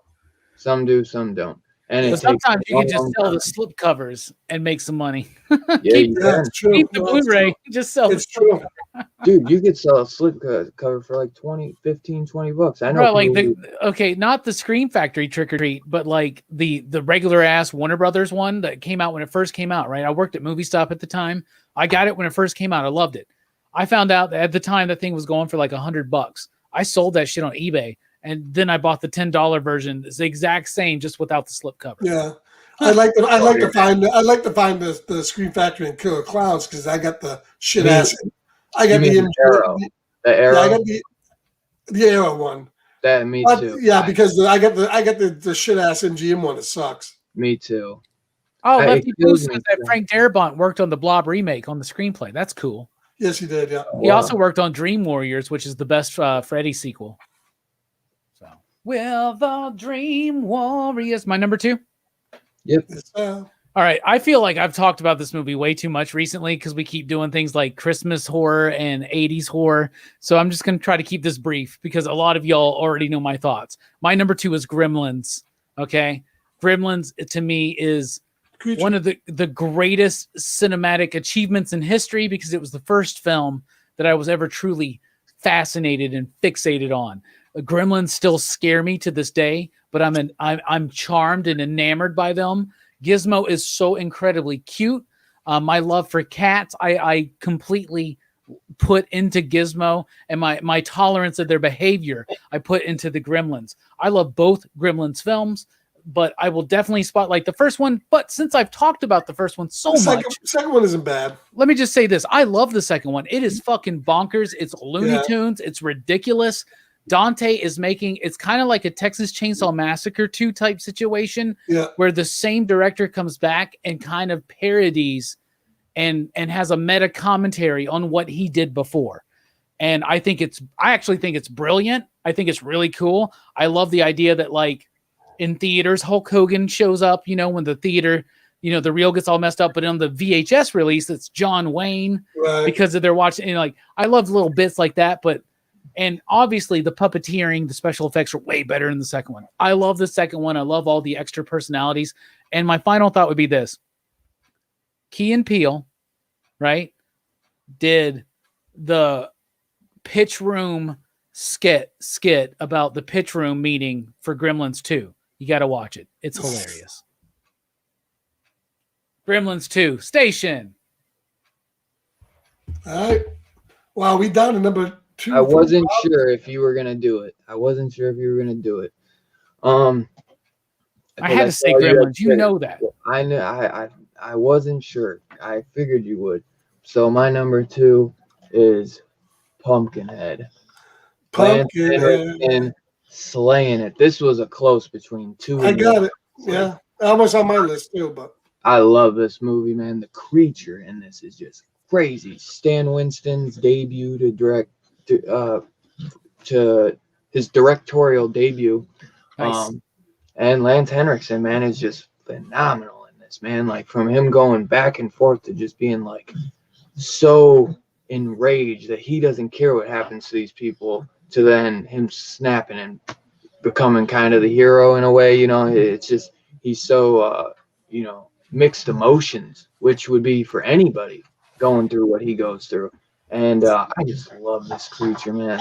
I love it so much. It is so well done. And there's a person in this suit. It's a person in a suit, which is just. And now it would be CGI now, but. Yeah, it can't. The creature looks amazing. It is one of the most memorable creatures I can think of in my childhood. It's definitely something I've been meaning to revisit.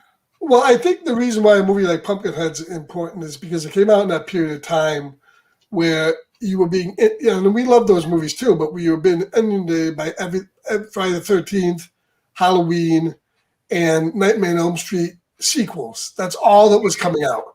Yeah. And when you got the oddball horror movie that had a new and original concept, it was such a great thing because you got sick of that during that period of all those movies. Now we look back at it and we like a lot of those movies that maybe didn't like, back then. I know even I wasn't enamored of a lot of the Friday the 13th movies, but now I kind of like them because you kind of removed from them. Yeah. So that's why Pumpkinhead and a lot of those type movies that came out in the 80s and 90s, they fell under the radar. You really should watch them again. Check them out again. Heck yeah. I agree. So we are at it. Number 1. What's up, Darkhead? Number already? 1. Number 1. A little bit over 2 hours. All right. Well, number 1 is like the Blob. It can go either way. And I'll tell you why I like the original version the best. But, of course, the the remake is certainly no slouch. In fact, it's a classic, and that would be The Thing. And you can't go wrong with either of them. But The Thing, I tell you, for me, in the 50s, when I watched the original version with James Arnaz, the thing I like about the original version of The Thing was it was one of those movies where it had dialogue going on all over the place. People would talk over each other. They'd be having side conversations. It's a very interesting movie to listen to. And another movie that was like that, that's probably on my top 10 of all time, my number one favorite movie of all time, is Buckaroo Banzai. It's very similar to this because Buckaroo Banzai has the same thing going on. People are having side conversations. They're talking over each other. They're making comments on the sides. And that happens in this movie as well. People are talking about what's going on. All the different characters are talking. And the movie, being on the, first time we saw an outer space movie taken seriously where, there's a real danger going on. There's real stakes. It's not a schlocky movie. So this version of The Thing. And then when you get up to the 80s and John Carpenter, you're talking about the same thing. The paranoia is amped up. The gore. Excuse me, did you say the same thing? It's the same thing, but different. And you get now the technology to show a little bit more. The gore is amped up, but you get a lot of the same type of thing going on with this. And I love the remake. I think it's a classic. I love the original. If you haven't seen the original, see it. But The Thing, my number one creature. I agree, man. Both two amazing movies. And I wanted it on my list so bad. I knew, but I've talked about it so many times. That would be probably my number one. It would definitely be my number one, but I switched it. Just a heads up. So what's your number one, Robbie? The Thing. Yeah, dude. It doesn't get better than that, bro. Now, The Thing or The Fly were always the big ones for me. Yeah. Now, I appreciate what Scarp had said about the original one. Yeah. What was that? Howard Hawks. Hawks. Yeah. I really appreciate that because that is a good film. I have that on DVD still. I don't have the Blu-ray yet. I'd love to upgrade. But in fact, my DVD still has the sticker on it where it came in a 2-pack with the DVD with the John Carpenter thing. But then I got rid of that DVD and upgraded. But I don't have the Scream Factory. But I want to point out, the 82 thing. And I do love the original. And I even like the pseudo remake prequel thing. I actually like that one too. Yeah, I was going to mention that the one with what's her face from Cloverfield Lane. I thought it was interesting that they kind of tried to make a prequel to it. Yeah, and they were pretty. I thought they were pretty successful to that. It's not bad to see. I love how it kind of leads up to the Carpenter movie. Yeah. It ends how the thing. It's not in the same league, but it's okay. Yeah, but I really like the Carpenter one because it has this foreboding sense of distrust and tension, and like we were talking about with Alien, isolation, and it really feels it like you are isolated in an expanse, just like you are an alien, right? Space is this infinite thing, but it's even more claustrophobic because you can't survive it. Same thing with Antarctica, right? I love this freaking movie. The creature effects are some of the best out there. They still get you today. Remember, this is the movie that Jelani took Ya Diggs away from it because it was so effectively scary to him, which still blows my mind, but it just shows the power of this film. I think it's Carpenter's best film.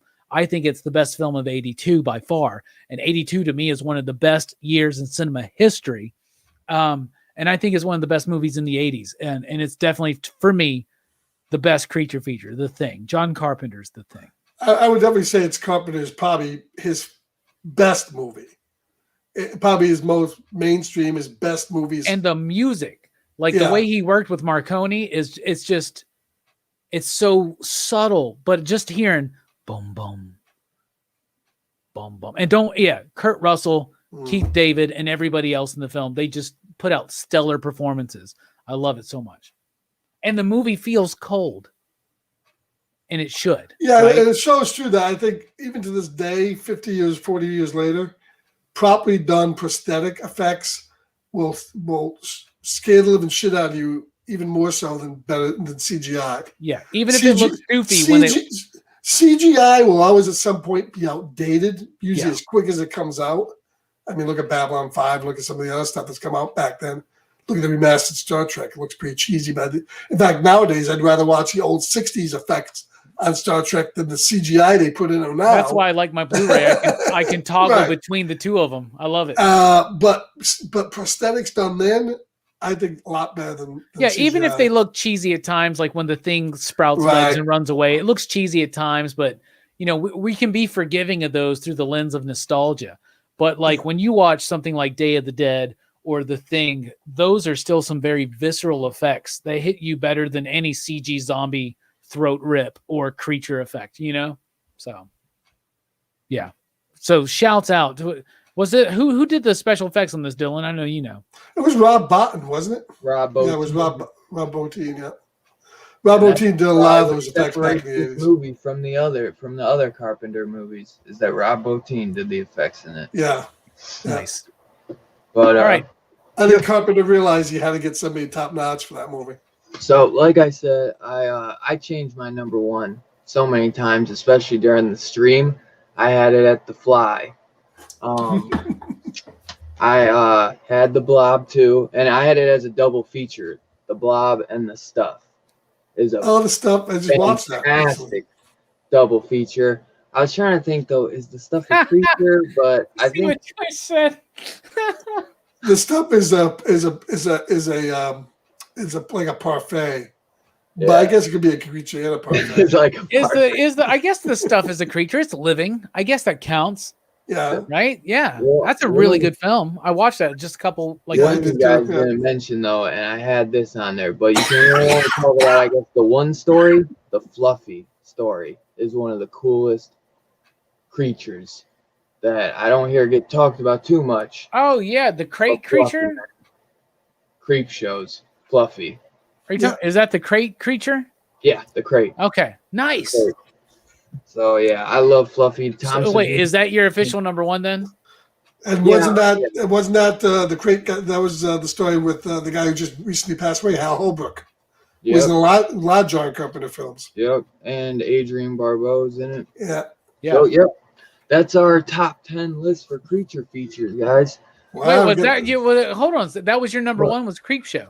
I told you I had a bunch, bro. Like I can't. So you did All all your four. double features for your number one. So basically, All so basically, he changed everything he had through the show. Because we mentioned it, and so he was like, "Well, I fuck." changed my number one. Stick your because you guys talked convictions, about it. man. Stick with your convictions. I just said I made them all my number one. But wait a minute. Well, hold on. Come on. It is Dylan's horror show, Scarpad, so we can't really argue true. it. That's true. And his number two was the one he got from the gas station. That's all I can remember. No, number two. Number two. Oh no, okay, that's probably his number two. I'm surprised you didn't mention That's the Cellar gas Dweller, station. Dylan, because you were like, I tried to watch Cellar Dweller, but then when like I knew that you had a fondness for that film. So when I was all right, I get that, but when I was putting together the intro, I looked for footage from Cellar Dweller. So Jeffrey Combs is in that film? Yeah. I told you. Yeah, I know that's- you told me. I being, must have been drunk. I don't know. I didn't remember that. But That's, that's that's, great. being, for like that's 5 being re-released. That's being re-released in March, I believe. Well, I have the Cellar DVD, Dweller. the quadruple features. No, it that- went out of print unless some other. I think somebody else is picking up. Yeah. Nice. I got the DVD on that set, so I'm going to check it out. Yeah, I'm surprised nobody listed Basket Case. Basket Case is rough for me, man. Chud. I watched Basket Chud. Case Basket Case. I watched Basket Case on a double date within like the first 3 months of a new relationship. It's alive. I was And gonna that say was Troll rough. from my number 10 at one point. Troll 2 is way better. Hell, Leprechaun. Could Leprechaun be Troll a is creature? better. Is he supernatural? So I I'd say think he's it'd be alive. fantasy, right? I don't know if Yeah. I don't know. A dragon could count, right? I don't know. Green Slime. Yeah, that's a good one. Chud. All right, so what? We were Show and gonna tell. Yeah, we're gonna show some tell. So we All can right. wrap this up. We're almost. All right, let me show. When you start an Audible Premium Plus. Shut up, 30-day Alexa. trial. Alexa, Here. shut up. Alexa just starts talking for no fucking reason. I don't know why. All right, here's some honorable mentions. Here's some stuff I got this week. I'll show off. At least stuff I could grab real quick. Blind Fury with Rutger Hauer just came out. Great 80s flick. If you haven't seen that, well worth seeing on Blu-ray. A little VHS slip. Yeah. One of my favorite shows from the early 2000s on HBO was Deadwood. This is the final movie. Final movie they finally came out with Deadwood. The movie wrapping up the story after like fucking 20 years. It was a great movie. It was a great wrap up. So if you're a Deadwood fan, look for that. That's a great flick. I'm actually rewatching Deadwood right now. Yeah. I haven't seen that movie yet, so I'm in the middle of season. I'm at episode 7 of season 3. Yeah, so I'm about ready to watch it. So yeah, the movie's really good. I love that show. And then I got my They Live, my Nala figure. Yeah, buddy. Which was cool. Yeah, we got that. To do two things. Yeah. And the only thing I got. Are you gonna get Are you gonna get the other figure? I can't think of his name. Well, no, the only other one out is the robots, right? But they're kind of expensive. No, they released the bald guy with the purple. I can't think of his name. Oh, I don't know. Keith David. Oh, the Keith David one. I'm not sure. Maybe I don't know. They did a figure for him. The Nana one is the best, I think. Right. And then of course the only other thing I got this week I didn't bring down a show is I love it. I'm getting into it. Is I know a lot of people don't like it for certain reasons because it's Facebook, but I got the Oculus 2 VR. And I'm having a hell of a time with that.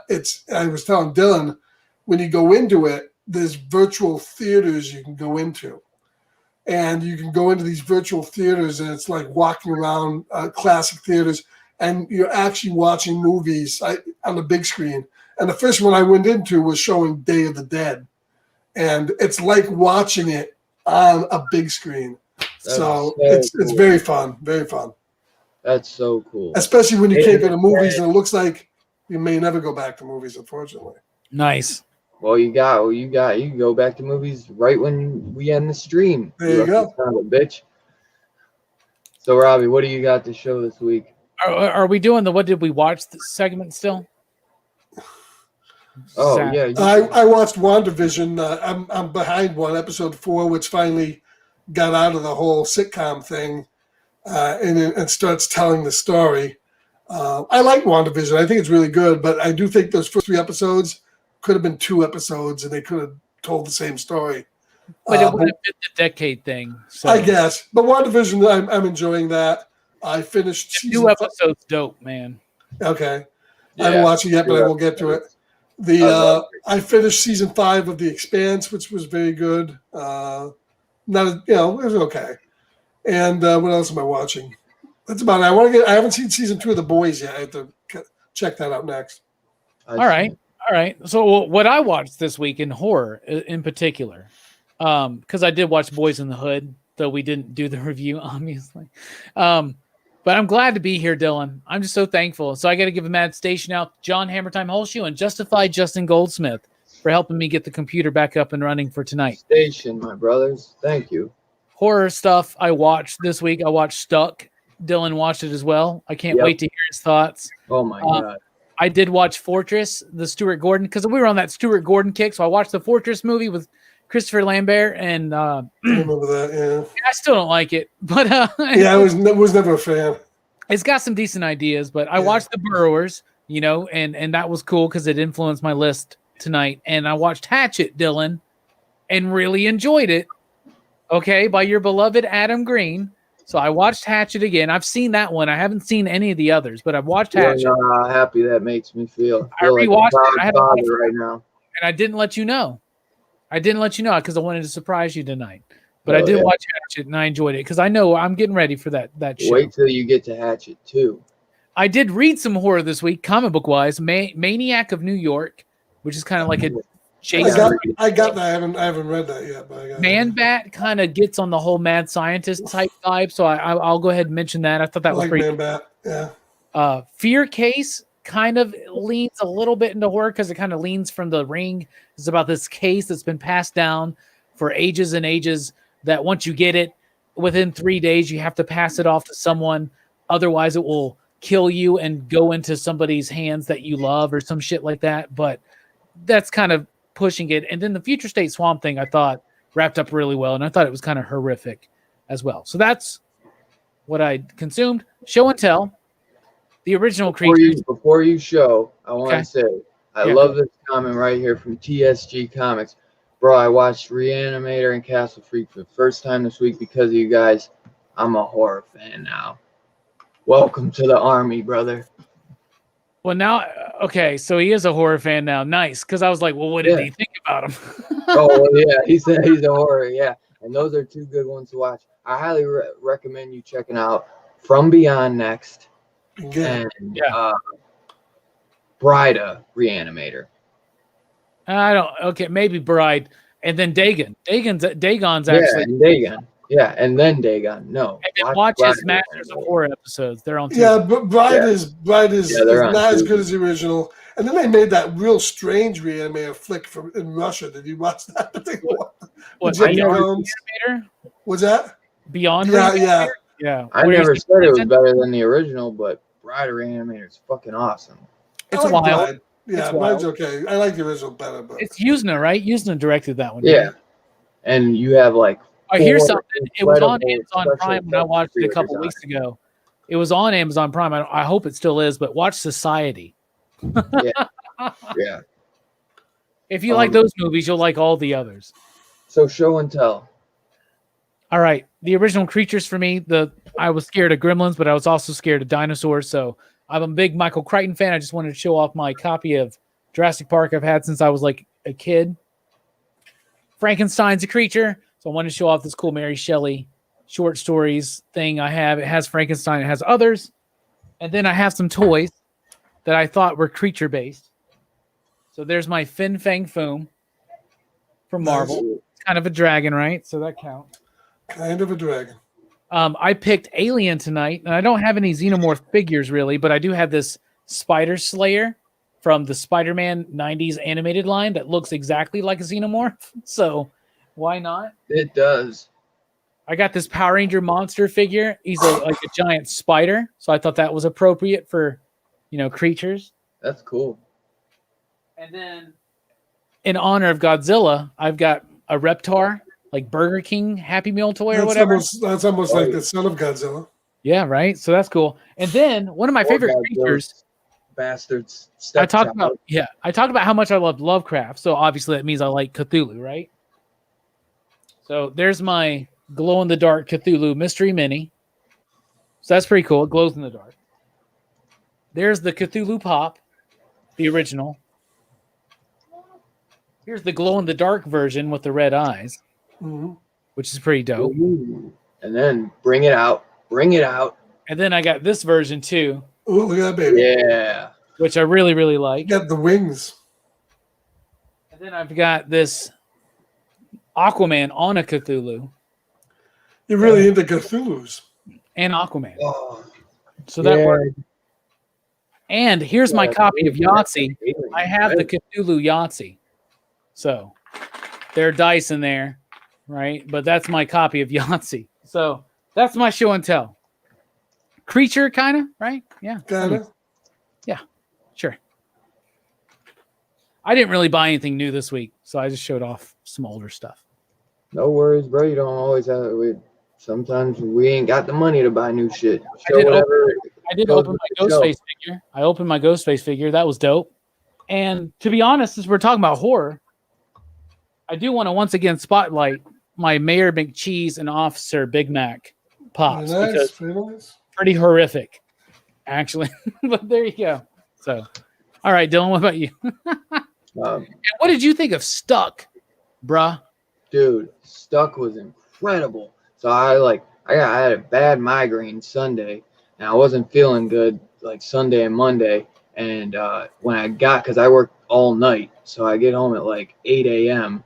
and it was Tuesday morning, and I got work that night. But I was like, dude, I've been like sick, and I just been passing out. I really wanted to watch something, and I was like, I put on, what did I put on? I put on something, and then I put on Stuck after. I had to finish a movie. I think I was finishing Bloodsport. I had to finish Bloodsport, and then I put on that. I was like, let me put on Stuck. Oh my God, it fucking blew me away.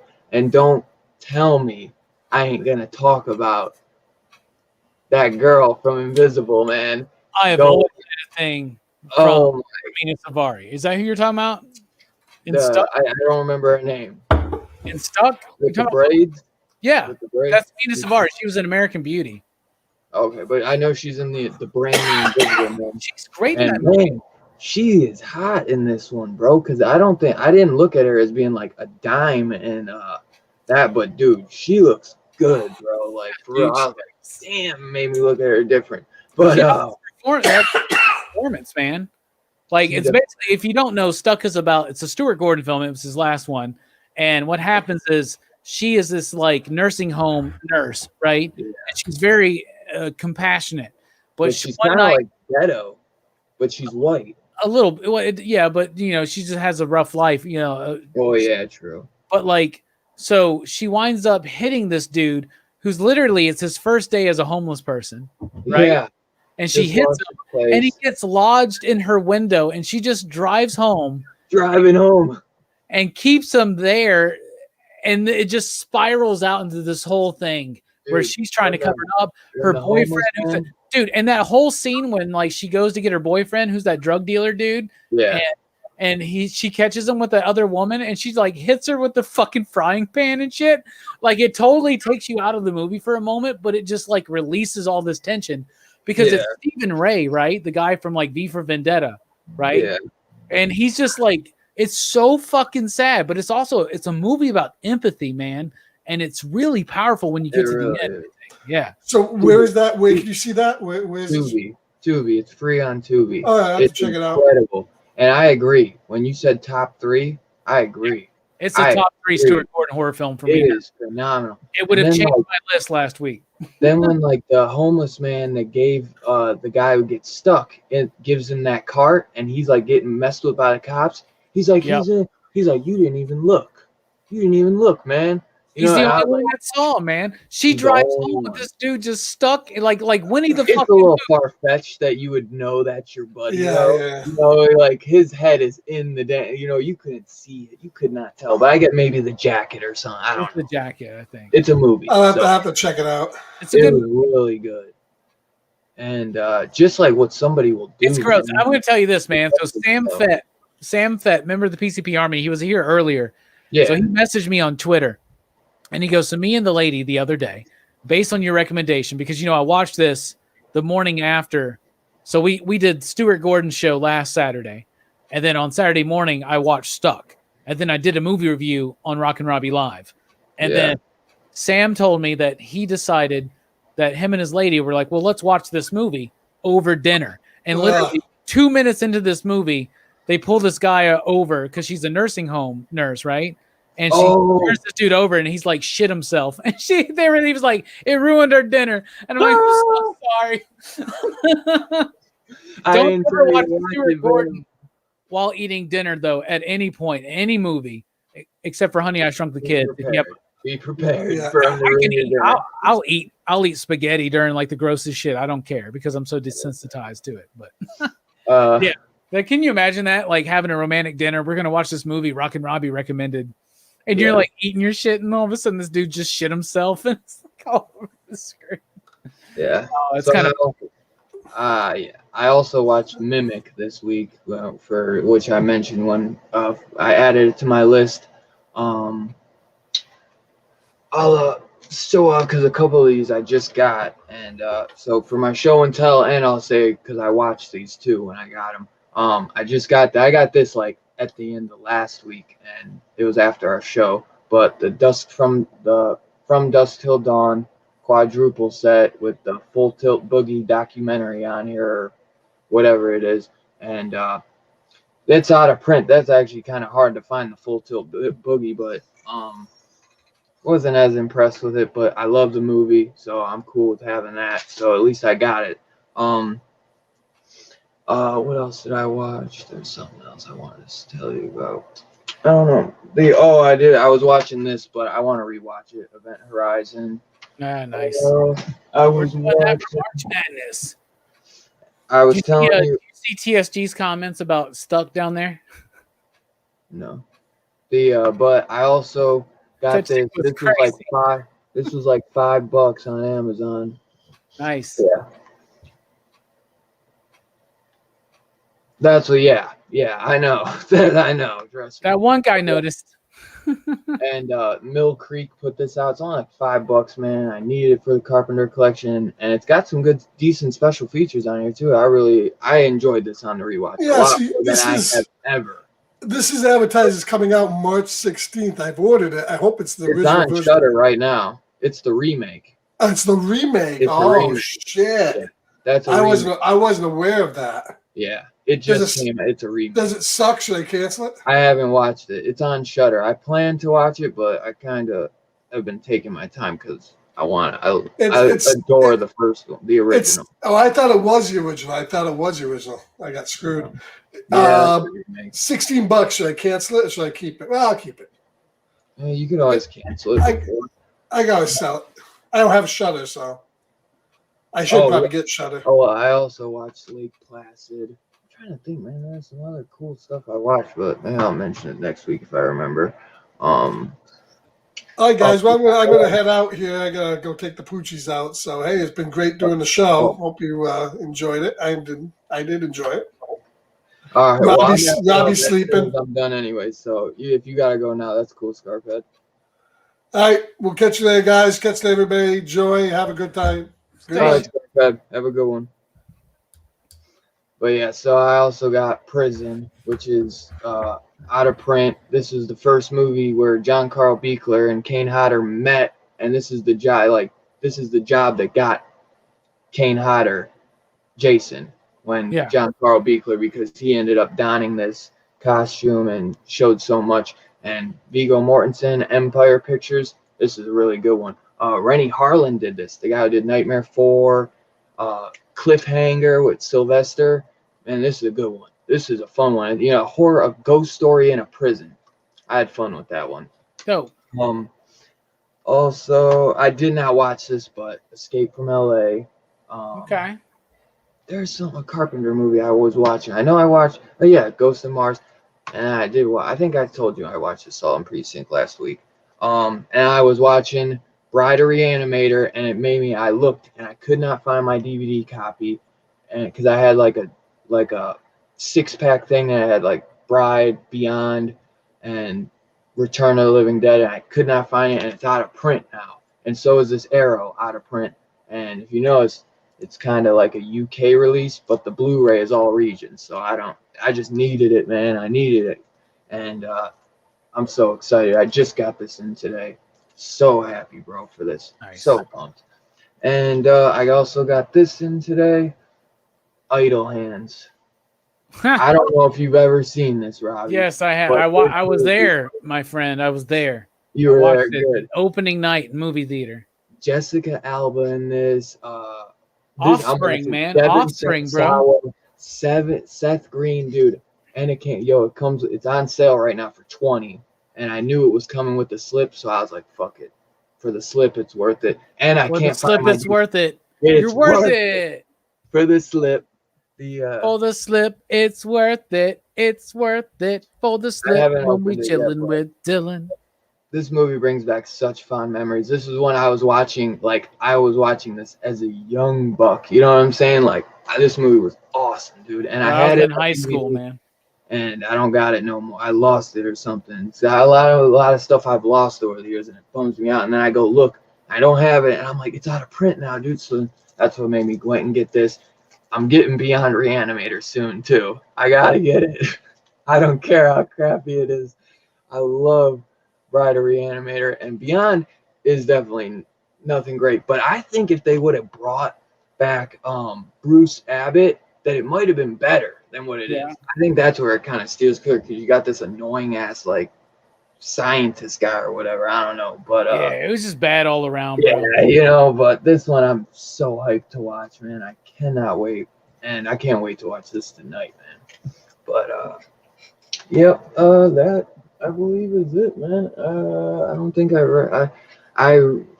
didn't get to read any horror comics. I read the Star Wars and stuff. That's it for now. I don't think I have anything else.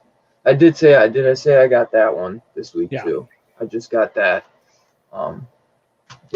So man, I gotta get the Beastmaster too, bro, because I gotta get Beastmaster, Yeah, so I haven't David got that Black. I'm getting that this week when I get paid, I think. And I'm going to get the In Search of Darkness is my next well, thing. yeah, that's we'll see after I get the Beastmaster, because if Fade to Black is running low, the Yeah. slipcover I want at least, there's down to like 250. So I'm gonna have, and Valentine's Day they're doing a sale, so they're gonna be gone. So I have to get it before then, and then the week after I'm gonna get the In Search of Tomorrow, the sci-fi one. So yeah, so that's it Sounds for this. dope, man. So what's Dude. going on the horror show next week, bro? Next week we are doing Valentine, the 2001, I believe. Yeah, 2001. By damn it, I can't forget the director's name. But he's an Australian director. He's the guy that did Urban Legend, and I absolutely have always loved this movie, man. I always, like I grew up I was young at this time, so a lot of this stuff came out when I was younger, and I've always liked this movie a lot. So I really wanted to review that, and we will have a special guest, TK from TK's Batcave, coming on. I believe. I mean, he said he was down for it. I messaged him to see if he was still free, so we'll find out. But if not, either me and Robbie. And then the day before Friday, or the day before Saturday, we're reviewing My Bloody Valentine, the original one, on Robbie's channel, Pop Culture Philosophers, which y'all. So it's like a Valentine slasher double feature. So we're doing a Valentine's Day double feature. I was gonna do them both on my channel, but he's like, "Hey, because it was better to break them up." I think. I'm just going to tell you this. I offered Dylan. I was like, "You should do My Bloody Valentine." He's like, "Well, I want to do the Valentine from 2001." I was like, "Well, I'll do the fucking original." You took My Bloody Valentine. Here's the thing. This is what happens. Dylan. I always go, "Okay, man, I'll do 'Cause Black I wanted to do Christmas." them both. I did Black Christmas, and you did Silent Night, Deadly Night. I did the pristine, critically acclaimed one, and you did the sleazy one, and then I did Gremlins, and you did Krampus. So I do My Bloody Valentine, the original, and you do Valentine. But it does have David Boreanaz in it, Angel. Yeah. So I've never seen it, bro. So You've never seen Valentine? Nope. But here we go. Open-minded. Think Scream era. You know, My Bloody Valentine is on Amazon, I think. Yeah, and Tubi. But the only thing is, I don't think it's the unrated version, and I really wanted to watch the unrated version. So I don't know if I'll have. Either way, I don't care. It's probably like a killer. Yeah, too. and also this Tuesday, the Scream Factory Steelbook Edition Blu-ray comes out, so it's available right now for like $20. Yeah, you can order and you might as well get the Steelbook because it's cheaper than the other one, and you're not gonna get a slip with the other one. So if I can't get a slip, and I can get the Steelbook, which the Steelbook they end up making less than. They only make 10,000 of the Steelbooks. That's how it always is, 10,000. So I was like, hey, I'm gonna get the Steelbook. But yeah, so I'm pumped for next week. It's gonna be a fun one. Yeah. So wait, do you got anything going on, Robbie, before we bounce out?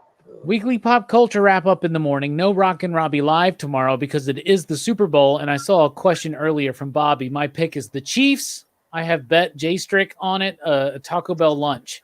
So I hope that the Chiefs and the Mahomes can win me a Taco Bell lunch. But then weekly comic book review late Tuesday night. Talking Comics Live with Jay Strick on Wednesday night.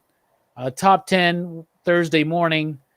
Thursday night, we got Rich Douek on the channel. He's the writer of Sea of Sorrows, writer of Road of Bones, writer of The Wailing Blade and Gutter Magic. So I'm really excited to have a chat with him.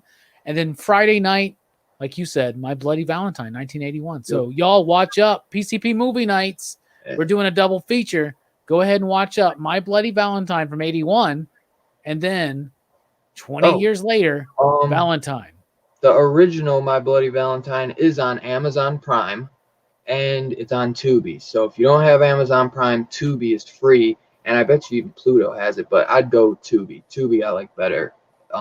But yeah, Amazon Prime has the 1981 for My Bloody Valentine, not the remake with Dean Winchester. Yeah, with Dean. If we're gonna do that, that's gonna be on my channel because it's sleazy. So, but like the 81 original is not sleazy, Dylan.